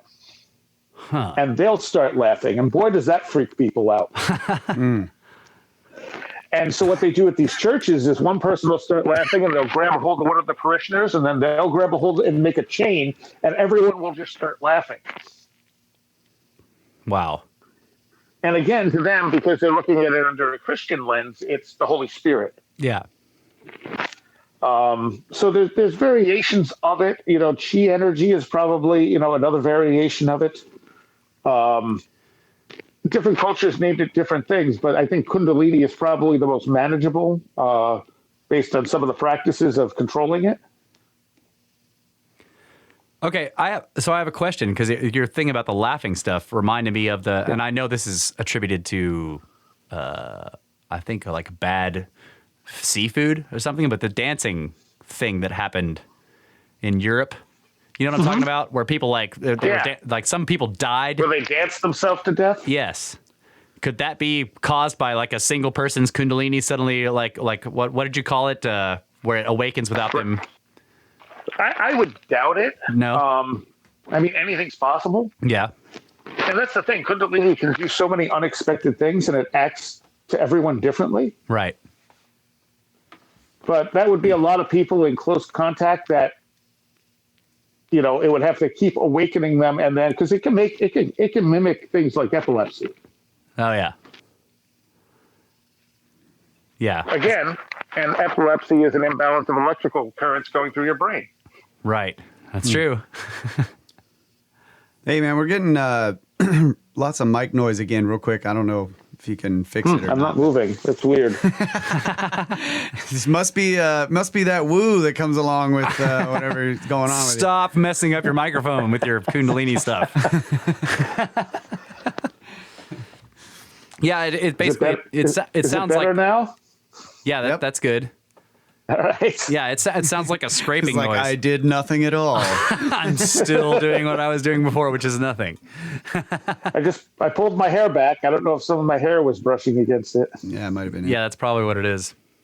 Got to get those tentacles out of the way, man. But yeah, I mean, the Kundalini is kind of what started me down this path because I didn't really have a choice. Yeah. Yeah, this stuff just started happening to me when I was 13. Yeah, that's. And whereas I was always interested in the paranormal, this stuff draws the paranormal stuff in, which is one of the reasons I think it's all kind of interconnected. It's just different faces on the same stuff. Yeah. Yeah. So it pulls it to you. Is that what you're talking about? Yeah. Yeah. It pulls it to me, or it utilizes my energy to manifest. Ah, right. Okay. Right. Yeah, so that leads me to your ideas, and of course you guys discussed this a lot on the show, but give us the rundown on your ideas about poltergeist activity. So I think along with electricity, poltergeist activity is one of those things you see through pretty much all paranormal activity. Because obviously you get it in haunted houses. Yep. One of the things I noticed that Joshua renamed the wilderness poltergeist is that if you look at what most Bigfoot people experience. Yep. You know, they'll be like, oh, I was out in the woods and stones got thrown at me and we heard vocalizations. And yes, these are primate things, but they're also poltergeist things. Right. Tree knocking, stone throwing. Exactly. And vocalizations. So knocking is a huge thing in poltergeist cases. Right. And I think being out in the wilderness, I suspect if nothing else, the poltergeist stuff, at least to some degree, comes from us. Right. So I think when we're out in the wilderness, we're drawing on that energy we're not normally exposed to. And it's manifesting as a creature in the woods. And to some people, it might end up being a fairy or some other kind of little monster or other cryptid. To some people, it's Bigfoot. Yeah. It's anomalous energy that we put a face on. Okay. That's interesting. Yeah, we haven't delved into the cryptid stuff much on this podcast, but you definitely get into it a lot on your show. So. Yeah, and I'm not a big cryptid guy. You could have fooled me, man, because you guys talk about cryptids a lot. we do. That's because Joshua and Tim Renner love cryptids. Oh, okay. But and I think it's all a part of it. I mean, that's the thing. I think all this stuff, it's the way we interact with our reality. Yeah. You know, we were talking ancient aliens before. And one of the things you see with the whole ancient alien thing is you'll see cave paintings of what look like graves. Yes. But we also know that cave paintings were often done by shamans experiencing altered states of consciousness. That's right. We also know that people taking ayahuasca see grays. That's right. So instead of ancient aliens, I think what they're experiencing is these entities in an altered state of consciousness. And I think what's happening when people have these UFO abductions is that they're literally having a shamanic awakening, whether they're aware of it or not. And when they go to someone and say, oh, I think, you know, they look at the cultural baggage around it and they think, I experienced an alien encounter. You know, I've been abducted by aliens. And suddenly it takes on this negative tone. Yeah. And then you got people hypnotizing people into, you know, and hypnotism is not a memory recovery tool. It actually is very good at creating false memories where there isn't a memory. Yeah. And unless you can verify the data, it should never be used for memory recovery. So here you have the potential of members of our culture having this shamanic awakening and it being hijacked and turned into this negative alien abduction motif. Yeah. Yeah, I agree with you on the one thing that hypnotism is great for is visualization, right? Yes. And so when you combine that with like, oh, and now we're going to recover lost memories, you're like, wait.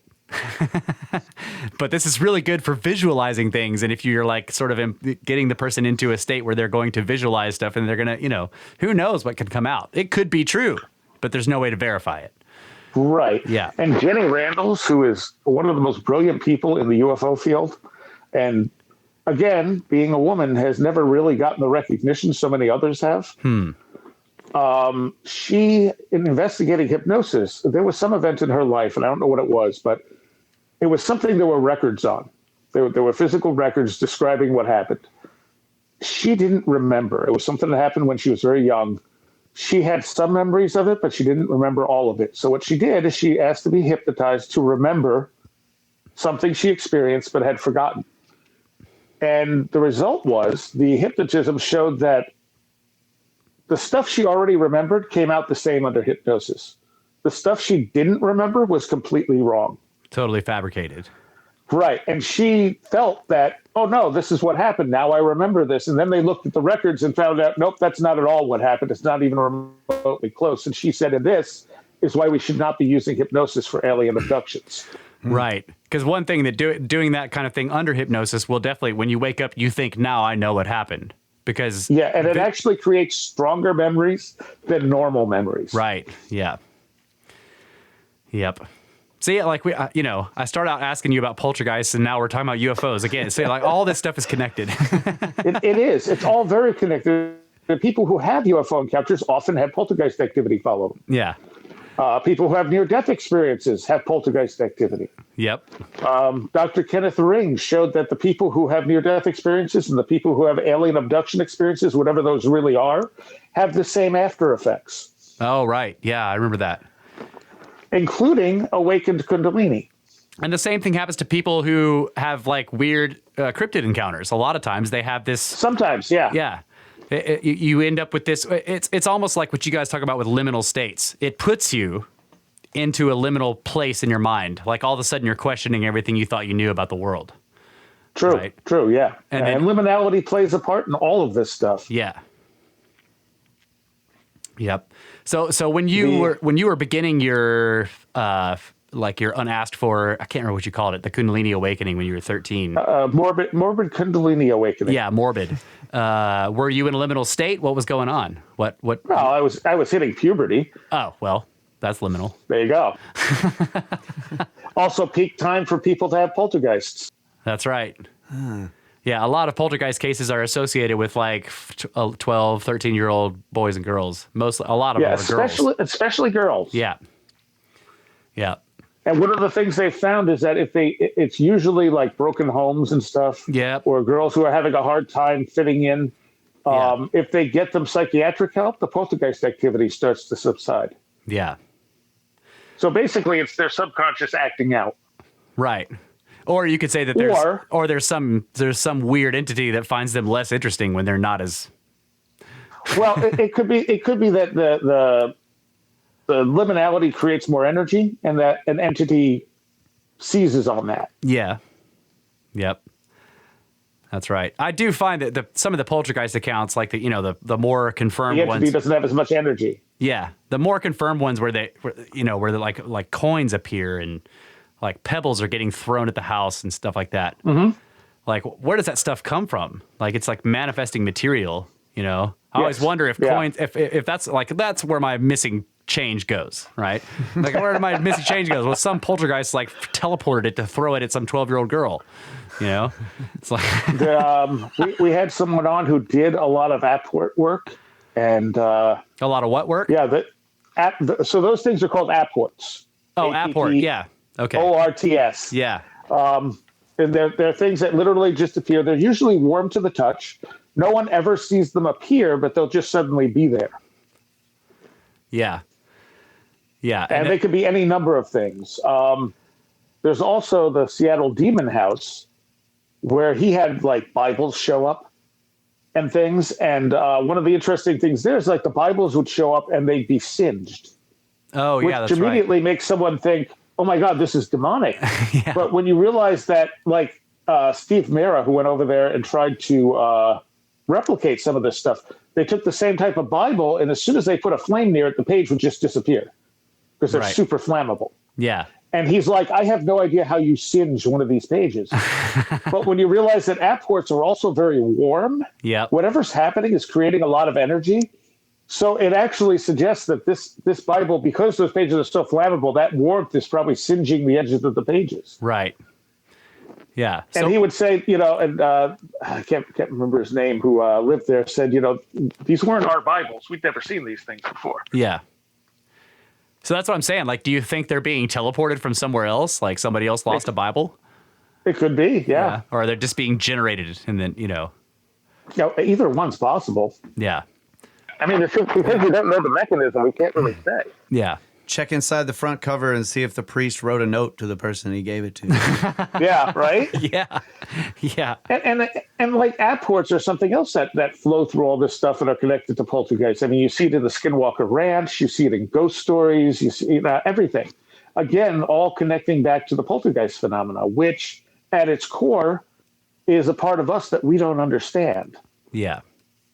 So imagine if we could harness that. Imagine if we could understand it. We might build pyramids. Exactly. Easily. Right. Very easily. Well, what do you think about dreams? Like the whole, I mean, to me, that's another part of ourselves we don't understand. Yeah. This incredible, like, vast world that we live in half the time. I think dreams are important. At the very basic level, you have sort of that subconscious dump of dreams where, you dream about being at work, and something like that, where it's really just your brain letting off steam or expressing stress or whatever.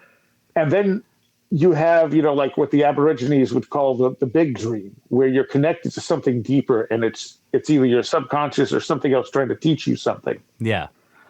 or you're experiencing a bigger part of the universe. And then you have things like sleep paralysis and such, where people have entity encounters. And many of those are probably not actual entities, but this is also an altered state of consciousness. Right. Yeah. It's possible that some of these things are actual entity encounters because you're in this altered state of consciousness. You're awake, but you're asleep. Yeah. I have had sleep paralysis, a lot of it, so. It sounds like you're talking about the ivory gate, the horn gate. Yeah, the Greeks talked about. Yeah. I'm actually not familiar with that. So they say that dreams come from two places. Like one is the ivory gates that the dreams come from, and then the other one is the horn gate. Yeah. And one of them, and I can't ever remember which is which. But I think the ivory gate is like meaningless. just the meaningless, mundane stuff, and then the horn gate is like serious dreams that are prophetic, or the actual real whatever, where you're connected to the all. Yeah. And I think Interesting. I think I've had a number of those, and they actually. Okay, here we go. The Watcher put it up. The gates of horn and ivory are a literary image used to distinguish true dreams from false. The phrase originated in the Greek language, in which the word for horn is similar to that for fulfill, and the word for ivory is similar to that for deceive. Interesting. So, the progressive metal band Fate's Warning have a 17-minute epic called The Ivory Gate of Dreams. And so they're talking about the false dreams right there. Right. I never realized that. That's interesting. It totally fits with the lyrics. Oh, cool. Well, we just taught you something about metal. It has a symbolic thing about how society wakes up when things get too bad, but then they just kind of fall back asleep. Oh, yeah. Yep. There you go. Deceptive dreams. That's what happens. It takes something big to wake us up. But once things start to come down, we're just kind of like, okay, well, it's taken care of. Don't worry about it. Yep. Nap time. Yeah.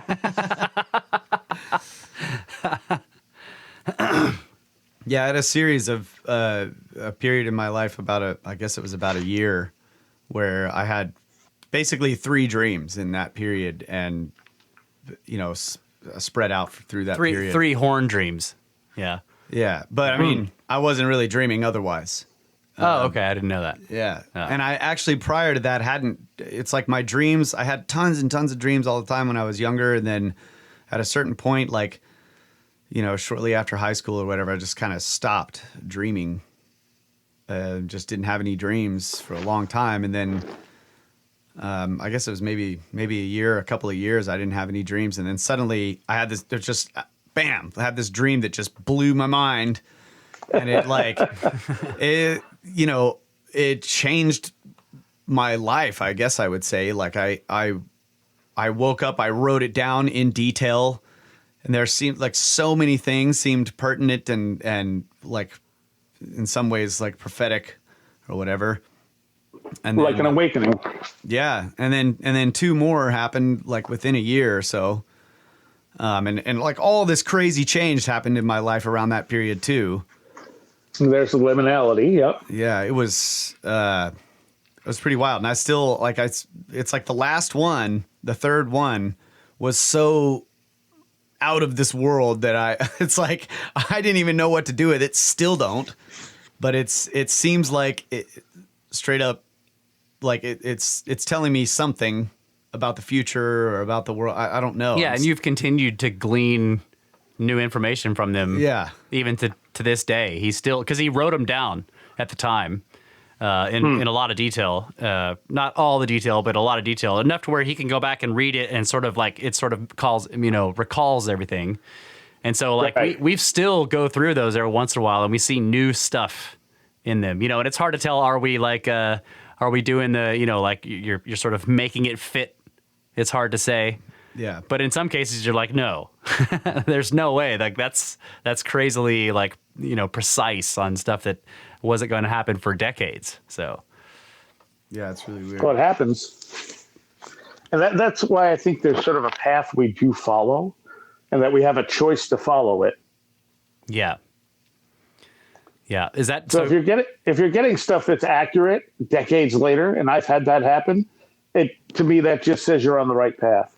Yeah. This is where you're supposed to be. And that was like one of the strongest feeling about the third dream was like, this is your path. Yeah.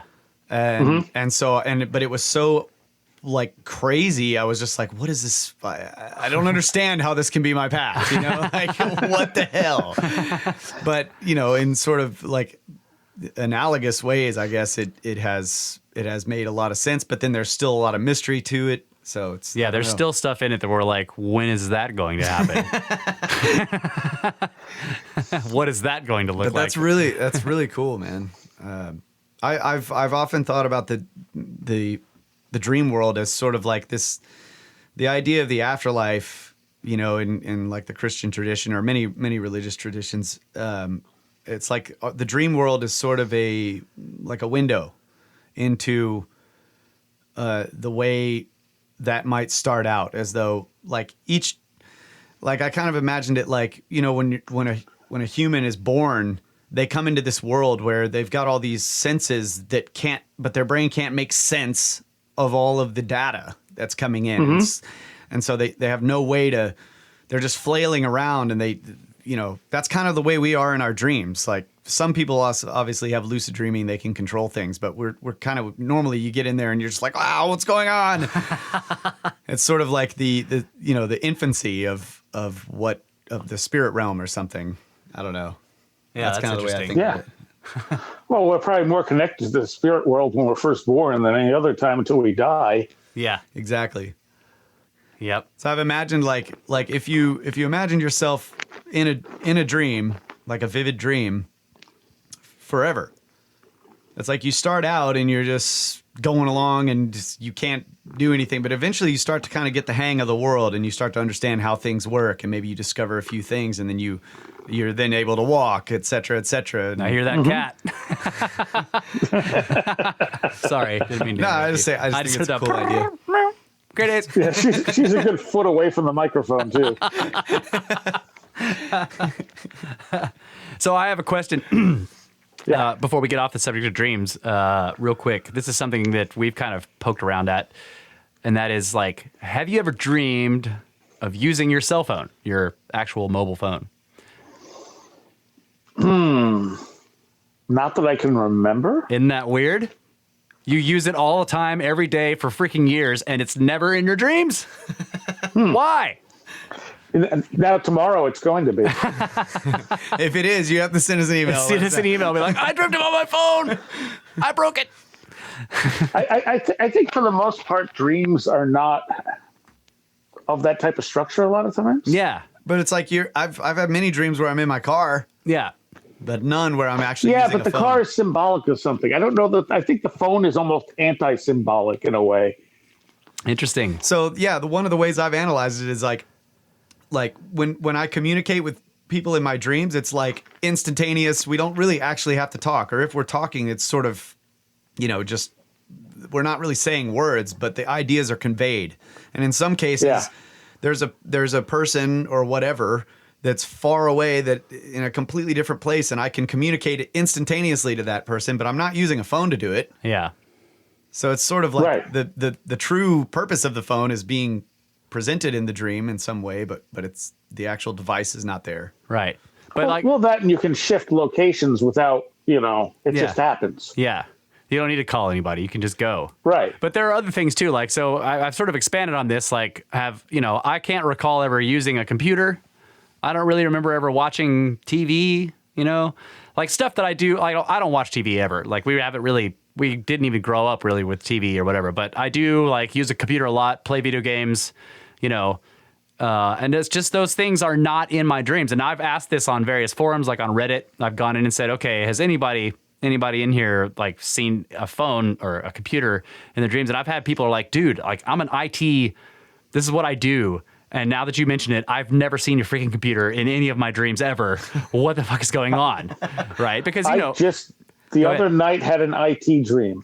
Oh, yeah? And I don't remember it, but I remember thinking, that was an IT dream. I was fixing a computer. Did you actually turn it on, though? No, I don't think so. I don't remember because I don't remember the whole dream anymore. I didn't write it down because it wasn't really that interesting. I mean, I fixed them for a living, so I just kind of jumped it, you know? Yeah. Yeah. So you fix computers for a living, so you've had a couple of IT dreams then. Ivory IT but I dreams. have also, I don't play a lot of video games, but occasionally I will. well. And one Interview of the over. ones that has probably eaten up the most time for me is Dead Rising. Oh, okay, yeah. Damn it! I was hoping you were going to And- say Zelda, because that's mine. Now I missed the whole Zelda thing. I went from Intellivision and Commodore to like PlayStation 2 Oh, okay, yeah. Right on. Yeah. and kind of skipped that whole Nintendo Zelda thing. All right. Interview But over. but I have dreamed about playing the Dead Rising games after playing them for too long. Oh, okay, cool. I've definitely, like, after playing a video game for too long, when I lay down to go to sleep, I get I don't know how to describe it, but I get this weird, I've got my eyes closed, I'm laying in bed, but all of a sudden I get this sensation that I'm still playing the game. It's kind of an inner ear thing, because a lot of these games are first person and the character bounces when you're running. And that'll Right. start to happen to me after I lay down. If I've been playing it too long, I lay down and all of a sudden everything's bouncing and I'm like, shit, I played that game too long. All right, we're coming up on one more break. We're going to take that break and we'll come back for the last segment with Seriah from Where Did the Road Go?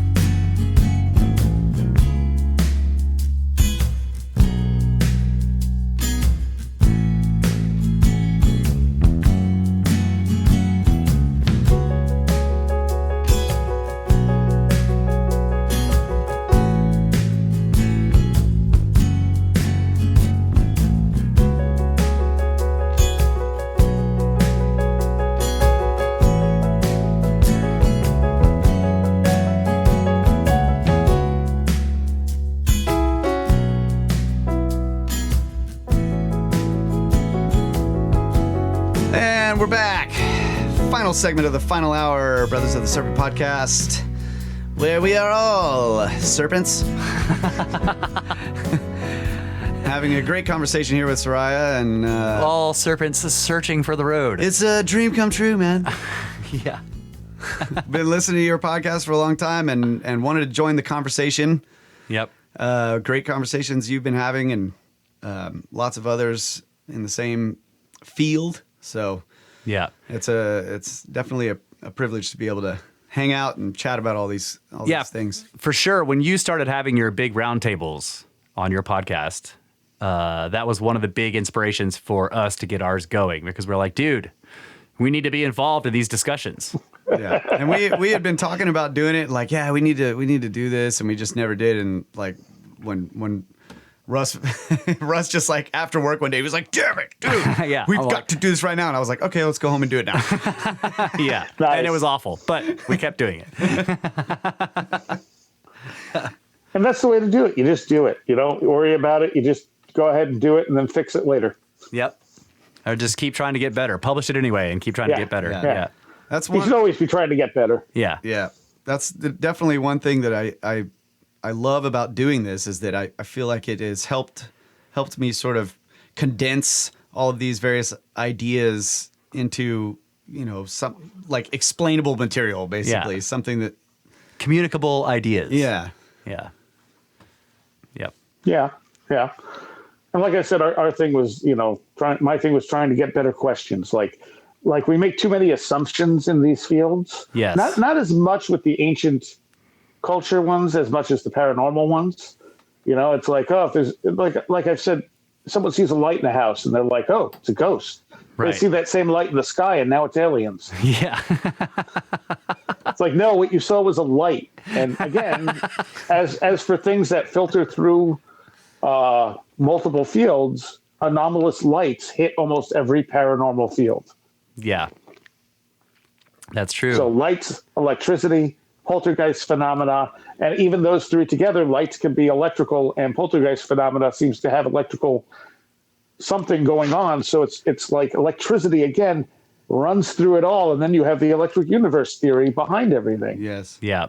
And I wanted to bring this up. I follow these lovable materialist Beloved reductionist materialist physicists. reductionists. And, well, Richard Feynman is actually one of my heroes. I'm not sure if you know about it, but he was a physicist from Caltech. He worked on the atomic bomb. He passed away, but there's a lot of interviews with him on YouTube, bits and pieces of things he's saying. Very wise guy, and like He's written quite a few books, and it's just like he's a great thinker. But one of the things that he talked about was just the idea of magnetism, and that it's this incredibly difficult thing for anyone to explain. If you're Richard Feynman and you understand the math, trying to explain it to someone who doesn't is nearly impossible. But still, he would put it in these sort of scenarios like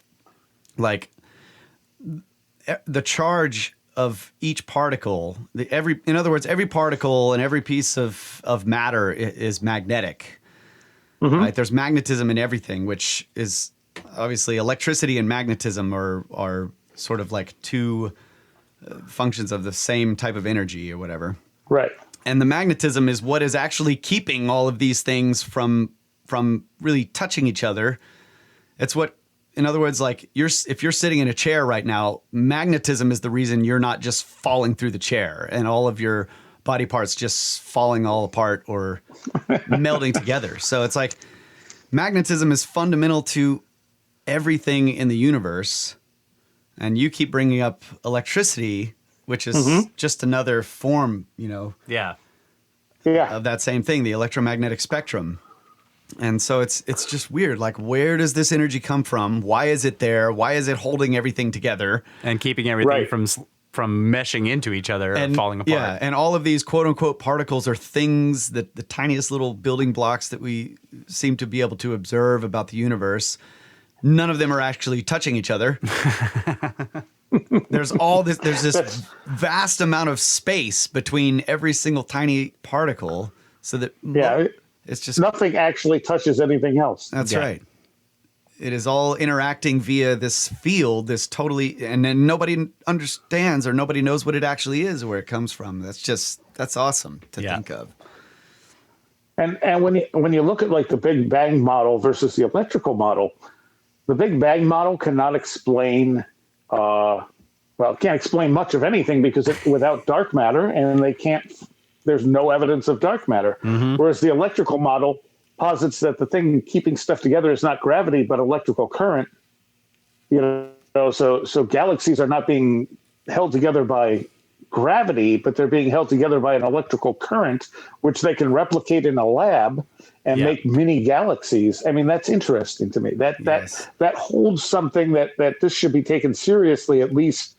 It may not be right, but like, why is it when they can back up their data, they're not taken seriously, they're considered pseudoscience.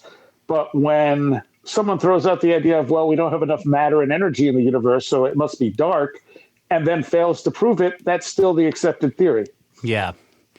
Yeah, we have a big problem with both dark matter and dark energy, and like when you look at it, you realize that at this point, by their own calculations, those two things make up 98% of all matter in the universe. Or like 96. And you'll hear you'll hear some physicists, like some of the deeper physicists, not the pop culture ones, who will say, yeah, this stuff probably doesn't exist because we haven't found it yet. Yeah, wimps. Weakly interacting massive particles. Like, no! Stop making up particles to fill the holes in your freaking theory and change your freaking theory. Yeah. Right, which is the way science should work. That's right. Yeah. So what's a good source for researching or getting like deep diving into the electric universe? Because I've done Walter Thornhill. Walt Thornhill, yeah. Their YouTube channel is fantastic. Yeah, the problem that Kyle has is that he doesn't deep dive enough. The guy seems to be targeting more like he's bigger audiences. Yes, yeah. I want nuts and bolts. I'm like, well, ask him to come on your show. Yeah, I know we should do that. It's a good idea. Yeah, get him on the show. Brilliant guy. I mean, and the thing is, like, people are so afraid of being wrong, and being wrong is how we learn. Yeah, that's right. Yeah, can't ever actually know if you're right, but you can definitely find out that you're wrong. And that's the thing with any of this stuff. Like, I'm not saying, like, we'll say, okay, so what if ghost encounters are not spirits of dead people? People get really upset because they want it to be that. Yeah. And it's like, I'm not interested in belief, and I'm not saying it's not, because sometimes it really looks like it is. Right. But there's no way to prove it.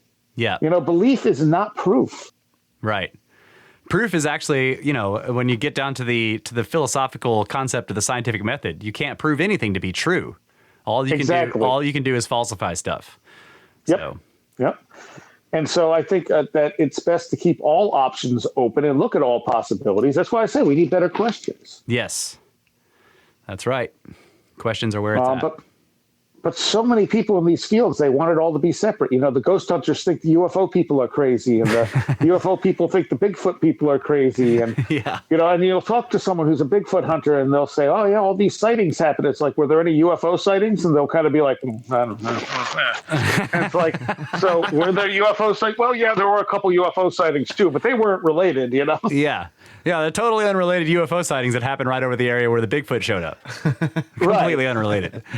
Like a spat of Bigfoot sightings at the same time as a spat of UFO sightings. Right. Yep. But to their view, well, it's an ape in the woods. What does that have to do with space aliens? And it's like, well, what if it's not either? Yeah.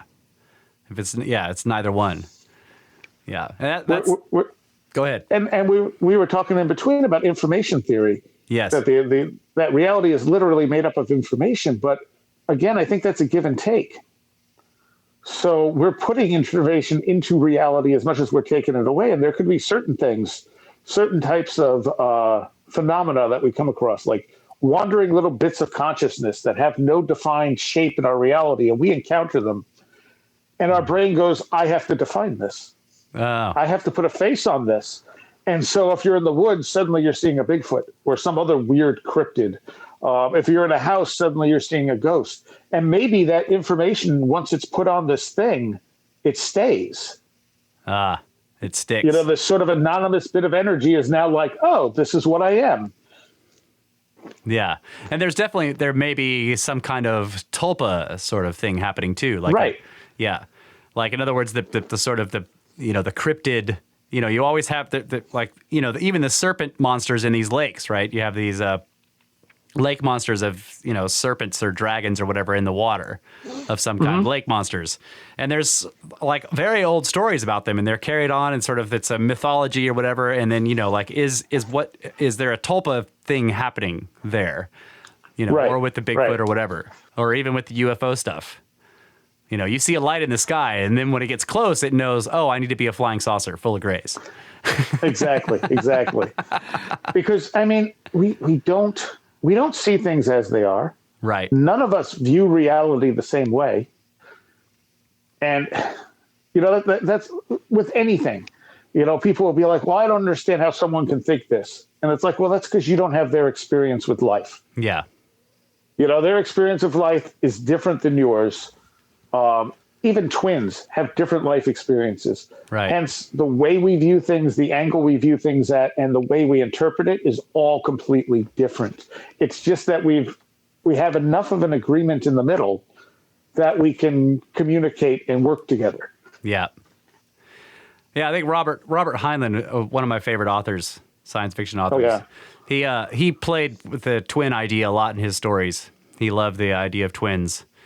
Mm-hmm. And there was one story where there was a set of twins. They were girls, I think, and they were in their teens. And one of their extended family was teasing them because they looked so identical. And they would also, of course, play the twin joke and swap each other's identities and trick everybody. And so one of the family was like, well, how do you know that you're not her? How do you know which one you are? Like, we can't tell which one you are. How do you know which one you are? And the girl thought about it for a little bit, and she goes, well, sometimes she goes away, but I'm always here. Right. And there you go. Like, they are practically identical, but there you go. Her experience is hers and hers alone, even though she's practically identical with this other person. Right. Yeah.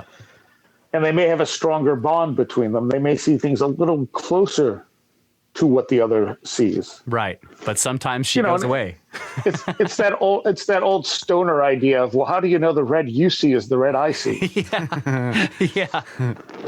But it's true. And you had like the Twitter dress years ago, which was a perfect example of that, where people were literally looking at the same thing and seeing different colors. Yeah. You remember that? The picture of the dress, and there was this huge fight over whether it was one color or the other color, and it was like global. I kind of vaguely remember that. I know because Kyle's wife is a big color person, and I remember her talking about it. She's like, that dress is clearly something, whatever color, and I was like, no, it's obviously the other color.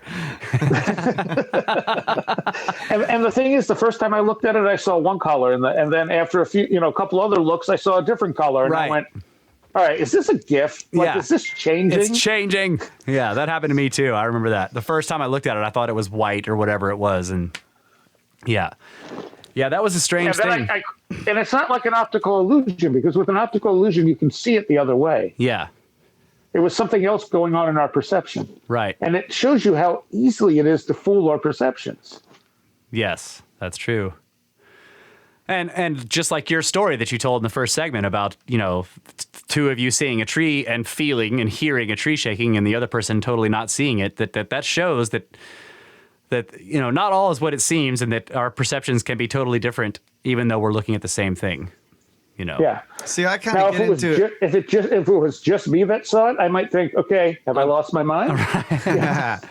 Yeah. I kind of like this, I guess, this path of thinking, oh, there's the dress. There's the dress, yeah. It's obviously blue. This, I guess, I don't know, going down this road of sort of the idea that our perception or sort of projection of perception can sort of create the being itself, like that, like you were saying, the wandering bit of consciousness or whatever. I wonder how far does that go? Like, as we're discovering the quote unquote laws of physics, are we actually creating them? Yeah. I mean, we've all agreed that we can feel gravity. If we agreed one day that we can't feel it at all, could we just fly around everywhere? You see what I'm saying? Like, we would have to agree on a deep level, though. You can't just think it. I mean, and this is like when you get into stuff like magic and stuff. This stuff doesn't happen on a conscious level. This is why sigils work, right? This is why sigils work. They have to be sort of intentionalized and subconscious activated. Right. Yeah. And this is why, it always confused me. So going back to Seth that we were talking to earlier, one of the things that always lost me with Crowley's work is Crowley would say, beware lust for result. So you do something, you do your magical ritual, and then you forget about it, or it won't work. Right. That's right. And I would say, why? That seems backwards. Wouldn't more focus be the like the willpower to make it happen? Like the force, you got to focus on it. Yeah. And then I'm reading Seth's stuff, and he's talking about how we create reality, and we do it by that reality is basically a language of symbols. And if we create those symbols and we let them fall to our unconscious minds, our subconscious minds, that's where reality is created from. And I suddenly went, holy crap, he just explained lust for result. That's really cool. Because as long as those symbols are in your conscious mind, nothing's going to happen. Because that sort of freezes them in your subconscious. Right, yeah, it keeps them out of your subconscious. They need to be let go of and kind of put into the system. I think I remember you talking about that, yeah. All magic is a ritualized way of creating that reality. So I guess what I'm asking is, have we created the laws of physics because we've been like in other words, what happens to the scientific method? Is there something in the universe that actually is the way it is? And we're actually discovering it, or are we actually creating the way it is as we? Is there an objective? That's what I'm getting set at. of laws.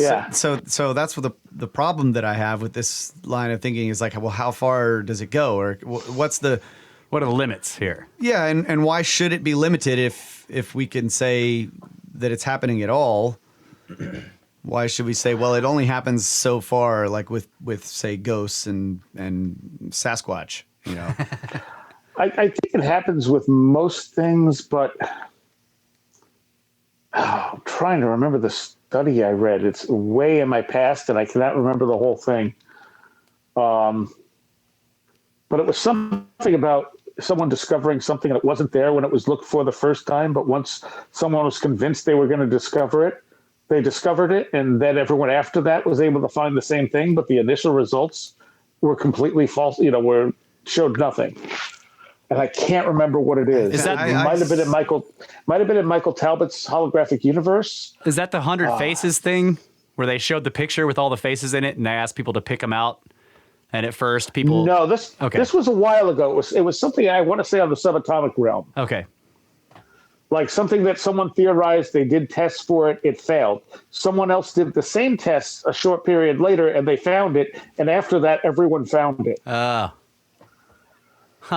Almost like it had to be willed into existence. Oh, this Sheldrake talks about that kind of stuff. That's what I was thinking. It sounds like something like that. It might have been Sheldrake. Yeah, because he talks about how like the first time anyone forms a new kind of like crystal of some new type of element, and they're trying to crystallize it, it takes a very long time and it's very difficult to form. But then as successive people do it, it forms faster and easier until it's like almost automatic. Right. Yeah. And like I said, it might have been Talbot, but Talbot took a lot of stuff from Sheldrake when he was working on his books Beyond the Quantum and the Holographic Universe. Yeah. So that's a morphic resonance kind of thing. That's interesting. Yeah. So, I mean, it's possible there are some rules, and it's possible that on some level we make them up at a certain depth. Yeah. Sheldrake calls them habits, right? Yeah. Says, look at them more like nature has habits, not laws. Yeah, for some reason, and I'm gonna have to like really work on my thinking on this, but for some reason that idea makes the universe like this idea of discovery or less exciting to me for some reason. Well, crap, like I can't actually figure this out because it's based on what all these consciousnesses are thinking. Yeah. And it could change. Yeah, it's hard to say. I mean, and again, going to Seth talks about a lot of the stuff we figured out with quantum physics since that stuff was written. The only thing he adds in that we haven't come up with anything, and this isn't surprising, is he says there are what are called consciousness units, which are literally the smallest pieces of matter. Directly affected by consciousness. Yeah, I've wondered if if consciousness is more fundamental, that it's not only just that it's not only fundamental, but that it actually is actualizing the material universe in some way. I have this mental, I think it is. Yeah, I have this mental picture, and it's very simplified and symbolic, but I have a mental picture of imagine a perfectly calm, flat plane of water, like the surface tension of water, right? And then you have like little needles poking into the surface tension and they're vibrating. And those create these standing waves of vibration in the water. And the little needles, the needles poking into the water, the water is the ether of our material universe, and the consciousness are the needle tips vibrating it in various places. And you end up with very complex wave structures because of all these little tiny vibrations that are happening in the fabric of the material realm from the consciousness realm. That's the picture I have in my head of how it works. And it's totally right. and that's actually a great analogy. And I think that, I don't think it's wrong to say reality is an illusion, but I think it's wrong to say that means it doesn't matter. Right. We're obviously here for something. No pun intended. and whether it be, I like the idea of if we want to call it all that is, all of existence, trying to expand itself. And so it breaks itself into parts like us and lets us create. Yeah. And build something new. Because look how diverse life is. Look how diverse consciousness is. Look how diverse we are from one another. Yeah, just the life we know about, right? Yeah, Who knows exactly. how diverse it actually is, right? That's one thing I think about. Like we keep finding out that life, they have the thing about extremophiles, life that lives in like things in places or areas where we thought it wasn't possible. Keeps pushing the limit on either end of the limits of where we thought life could exist, and that just shows you like it probably is everywhere, all over the place. Yeah, I love that idea. Yeah. Space amoebas are probably real. And maybe even more complex things. I mean, who's to say that in the gas of Jupiter there aren't hyper intelligent consciousnesses made of, the gases of Jupiter rather than carbon-based life forms like us. Yeah. Yeah. Yep. Weird, gigantic, wispy beings that are putting out those weird radio waves that Jupiter puts out. Right, exactly. That's how they talk to each other. It's like freaking gas whales. Right. But we're not looking for them because we're looking for things that are like us. That's right. I mean, how would we talk to a gas whale? I mean, I guess since we figured out how to make radio waves, we probably could try to talk to one. But if we could understand that they're actual consciousnesses. Right. Yeah. Well, we should just try to talk to it. These weird radio waves are coming out of Jupiter. We should just send weird ones back and see what happens. See if they change. That would be interesting. That would be. Yeah. Talk to the. And again, those radio waves are an electrical phenomena. That's right. You're right. So, do you think they have poltergeists on Jupiter? Well, I guess it would depend on the consciousness. Yeah. I mean, poltergeists for us move material things, but if they're made of gas. Yeah. What does their reality consist of? Yeah. Yep. They would have problems with like poltergeists throwing puffs of gas at them or something, right? Or shifting their reality in a way that they couldn't understand. Yeah. Or maybe they don't need that. Maybe that's something we need. True. That's true. It could be an idea that it's something that it could be a function of just the way our consciousness happens to work in our species. Right. I mean, do this is the thing. Like, do deer encounter Sam Squanch in the woods? Like, does that, like it's an impossible question to answer, but does anything but humans experience these? Well, I mean, cats, I guess, are known for recognizing weird poltergeist ghost activity. And again, if it's just energy, that's not surprising. They see outside of our visual realm and hear outside our visual realm. So do dogs. Yep. That's the thing I love doing, like trying to imagine, the senses that these creatures that are around us all the time, like certain bugs or, other animals that they have totally different sensory apparatus or whatever. Apparati? Sensory apparati.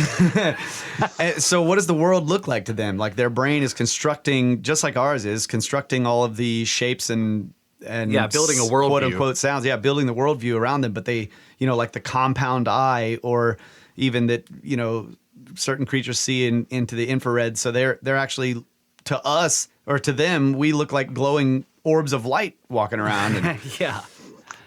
Well, and consider like a dog. The strongest sense in a dog is the sense of smell. Yeah. Right. And the world that builds inside the dog's brain about the, you know what I'm saying? Yeah. Like that. It's a very complex and interesting world. Yeah. That's cool to think about. And another thing I think is that we also probably have a lot broader spectrum of senses that than we actually give, like our brains dedicate, most of its time to sight and hearing. Right. Yeah. Well, not only that, but our brain filters out the majority of what it sees. Yep. The majority of the input is overwhelming, so it just focuses on the things it needs. Right. That's again, what I'm talking about. If you jump to YouTube, there's a video, where they're dribbling a basketball and they tell you, watch the basketball. And if you watch the basketball, you miss the gorilla dancing in the background. Right. Yeah. I saw that video. And it's a great example of how basketball? focus can make you miss an entire element of reality. Yeah. Yep. Yeah. So, I mean, our brains, have all these electrical currents going on all the time. So we have this electromagnetic field around our heads, which can be wobbled by incoming electromagnetic pulses. Mm-hmm. Which would then change the course or change the amplitude of certain neuron, electrical pathways in the brain. Like, I guess you could say if suddenly all of that electromagnetic field wobbling stopped, we might notice. Like, Oh, whoa, yeah. Oh, yeah. something weird happened. Like go into a Faraday cage. Like, wow, it feels strange in here. Yeah. But we don't put a lot of. Or like the silence room where there's literally no sound and people can't stay in it. Yeah. Yes.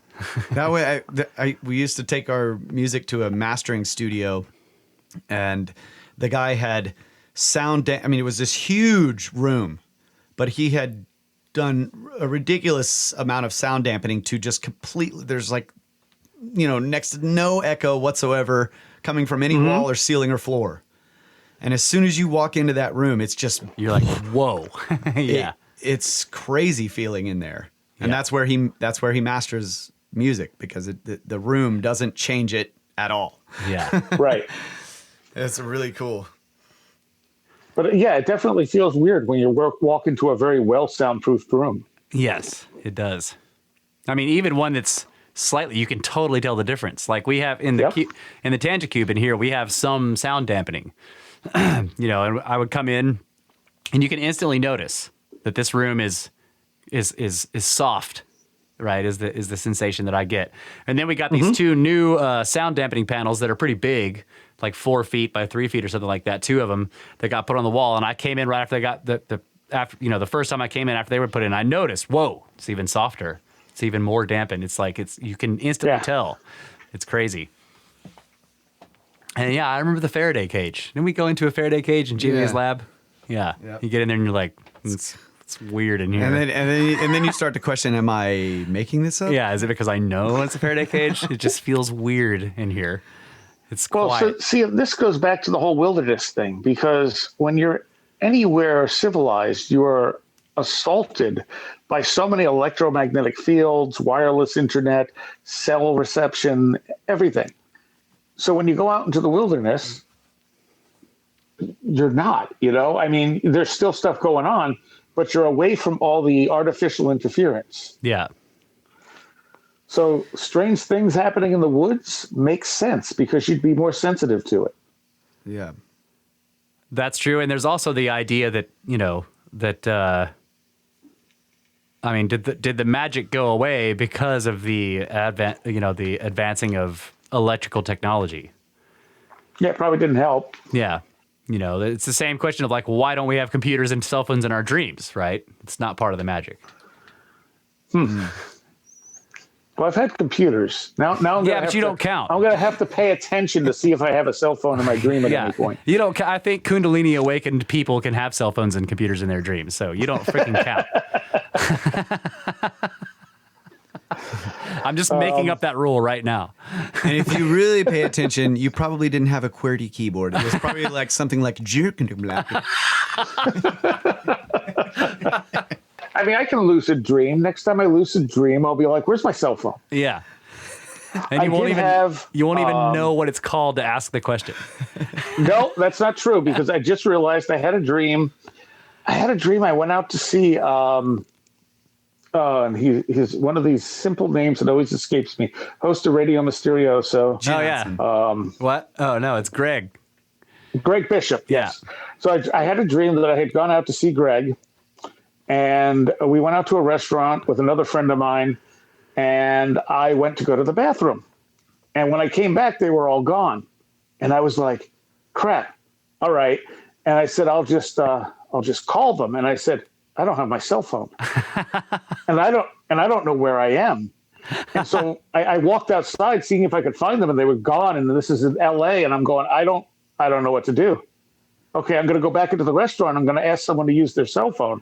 And so I did. And the guy handed me a cell phone, and I went, I don't know anyone's numbers. So now you remember seeing a cell phone. You saw it. You had it in your hand. Yes. What did it look like? I don't know. I don't think I used it because I couldn't remember anyone's number. Yeah. That's cool. We had a listener email us about this. He was like, he said, I listened to the episode where you guys talked about cell phones and dreams. And he was like, I was thinking, I've never seen my cell phone in my dream either. What the hell's going on? And then he said that his girlfriend called him and was like, hey, I had a weird dream and I was trying to call you last night from a payphone, but I couldn't remember your number. Right. And he's like, so he asked her, he was like, okay, so I just listened to this podcast, but they were like, where the hell are cell phones and dreams? And he was like, why were you using a payphone? Why didn't you use your cell phone? And she's like, I don't know. I didn't have it. And I couldn't remember your number anyway. And he's like, yeah, so that's weird. Like she's using she had to go to a payphone, which are basically extinct objects for the most part, to try to call him. When we shot the movie we did, Gateways to Magonia, I'm like, we need to find a payphone. We drove everywhere. We're like, seriously? Are there no? This was like 2008, 2009. We're like, there's no payphones. Airports. Dude, the same thing happened to me. It's like payphones were everywhere, and then one day I was like, I need a payphone, and they were all gone. They're all gone. I didn't even notice until I needed one. We found them at the bus station. Oh, okay, yeah. Bus stations and airports still have payphones. Yep. Because it didn't even matter if they worked. We're just like, there's really no payphones anymore, are there? Yeah. I think the last time I saw a payphone, it was outside of some gas station, and it wasn't even connected to anything. It was still there. Yeah. Like nobody had taken it down, but there wasn't even a phone on the cradle. It just, the cord was just hanging down and it was broken and there was nothing there. They just hadn't taken the booth down yet. Or it was one of those little kiosk things. Yeah. Yeah. Probably some guy who was like wanting to start a podcast was like, here's a microphone. Snag that thing. That's a special meeting place for things you don't want. So you probably shouldn't go there. All right, man. This has been a fantastic talk with you. I really appreciate it. We are at the end of the final segment. Yeah, it's been great. So I really thank you a lot and hope to talk to you again soon. It's been great. Yeah, and thanks for cutting me slack for not hitting record after we introduced you. Can I give out the website? Oh, yeah, man. Give out everything where people can find you and find your work. Go for it. Wheredidtheroadgo.com has links to everything. So you can listen to the show on YouTube. You can listen to it right off the website. It's on iTunes and all the popular streaming things. There's also a Patreon with extra content. And if you're into metal, I have been doing a metal show for 25 years now called The Last Exit for the Lost. Cool. And that is at thelastexit.org. And there's lots of archived shows there as well as weekly new shows. Awesome. Metal comes from hell. We all know this. That's why it's so good. That's right. Also, you're on Twitter, right? At Where Did the Road Go? Yeah, something like that. Yeah, something like that. Where Did Road Go, I think is what it is. Yes, I think it's Where Did Road Go? Yeah. Yeah, I follow you on Twitter. And again, it is linked at wheredidtheroadgo.com. Okay, cool. Yep. All right, man. Thank you so much. This has been a blast. Thank you. Man. All right. Enjoyed it. Yep. All right. That was our interview with Seriah from Where Did the Road Go? Where did the road go? From. Where is. Where did road go? Fantastic podcast. Everybody should check it out for sure. If you're interested in cryptids, especially, he's got a lot of great cryptid stuff. Anything paranormal, like ghost phenomena, poltergeist, like we were talking about in the show. He's got tons of shows on that stuff. If you're interested in UFO, the stranger side of UFOs, he's not a big nuts and bolts guy. And like he said, he's not a cryptid guy. But they talk a lot about cryptids. So consciousness research, lots of stuff. So anyway, check him out. Got lots of great stuff in his feed. And if you are interested in Bigfoot and cryptids, he has other podcasts in his feed that focus on that kind of thing. So really good stuff there. All right. You guys can find us at brothersoftheserpent@gmail.com. Website, brothersoftheserpent.com. Go there. You can comment. You can find the encyclopedia, which has all the terms of weird ancient shit we talk about, and the glossary, which has all the weird terms we've made up. You can also get your snake skins. That's right. T-shirts, pillows, phone cases, etc. Bunch of cool stuff. Skins. Yeah. Made of snakes. I was going to say this. I meant to say it while Seriah was talking, but he also, like, the reason we have the TeePublic site where we have our snake skins is because I saw him advertising his TeePublic site. So he's actually the one that turned me onto that site. So check out Where Did the Road Go's stuff on TeePublic as well. Yeah. And you can get a hold of us on Twitter at SNKBRS. Snake Bros with no vowels. That's right. Share the shows anywhere you can. And don't forget to support the show. Donate to our pyramid scheme. Send us straight to pyramids. Right. And we will honor our vow to not release episodes while we're gone. That's right. Tired of seeing new Snake Bros episodes every week in your feed? Send us straight to pyramids and fix that problem. Give us reviews. Did you already say that? No, I haven't. Okay. Yeah, reviews help. Yep. And the reviews can't donate to the show, make a review. Yeah. That'd be great. And if you can donate to the show, make a review because that would be great. Yeah. And the reviews are stacking up on iTunes. I really appreciate that, people. Seriously, thank you so much. Yeah. Give us 5 stars and then tell everybody how terrible we are. It's fantastic. I hate this show. 5 stars.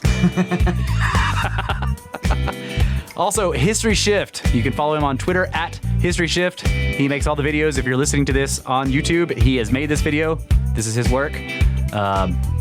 So follow him. Yep. Thank you so much, buddy. Follow him on Twitter at History Shift. You can find his YouTube channel, History Shift. He also has a blog, historyshift.blogspot.com, where he goes on hikes in northern Montana looking for glacial erratics and dolmens, and he wants hiking buddies. So get a hold of him at History Shift on Twitter. And if you are interested in fantastic dampening panels, contact our buddy Kmart at his email address, acousticpanelingsolutions@gmail.com. That's right. And H. Hablack on Instagram. Henry at H. Hablack on Instagram. He is a tattoo artist and just general artist, and he uses all kinds of symbology and everything that, like with the stuff we talk about, ancient symbols. You can also find him on hermetica.bigcartel.com. And I also recently found out he's on Reddit as something I can't remember right now, but I can't remember the username. It was interesting, but it was a weird connection. I saw somebody post something, hey, look, this guy made this Younger Dryas t-shirt on Reddit, and he posted the guy's username, and I was like, that's Henry Hablack, because he just sent me that t-shirt in email. So now I know your Reddit name, buddy. Doxed. But I won't tell anybody. Anyway, you can find him hermetica.bigcartel.com and H. Hablack on Instagram. So, thanks a lot, everybody. Yep. Thanks to Seriah. Yep. Where Did the Road Go? Where Did the Road Go? Check it out. Snake Bros on Where Did the Road Go? Wait, Where Did the Road Go on Snake Bros? Yeah. Good night.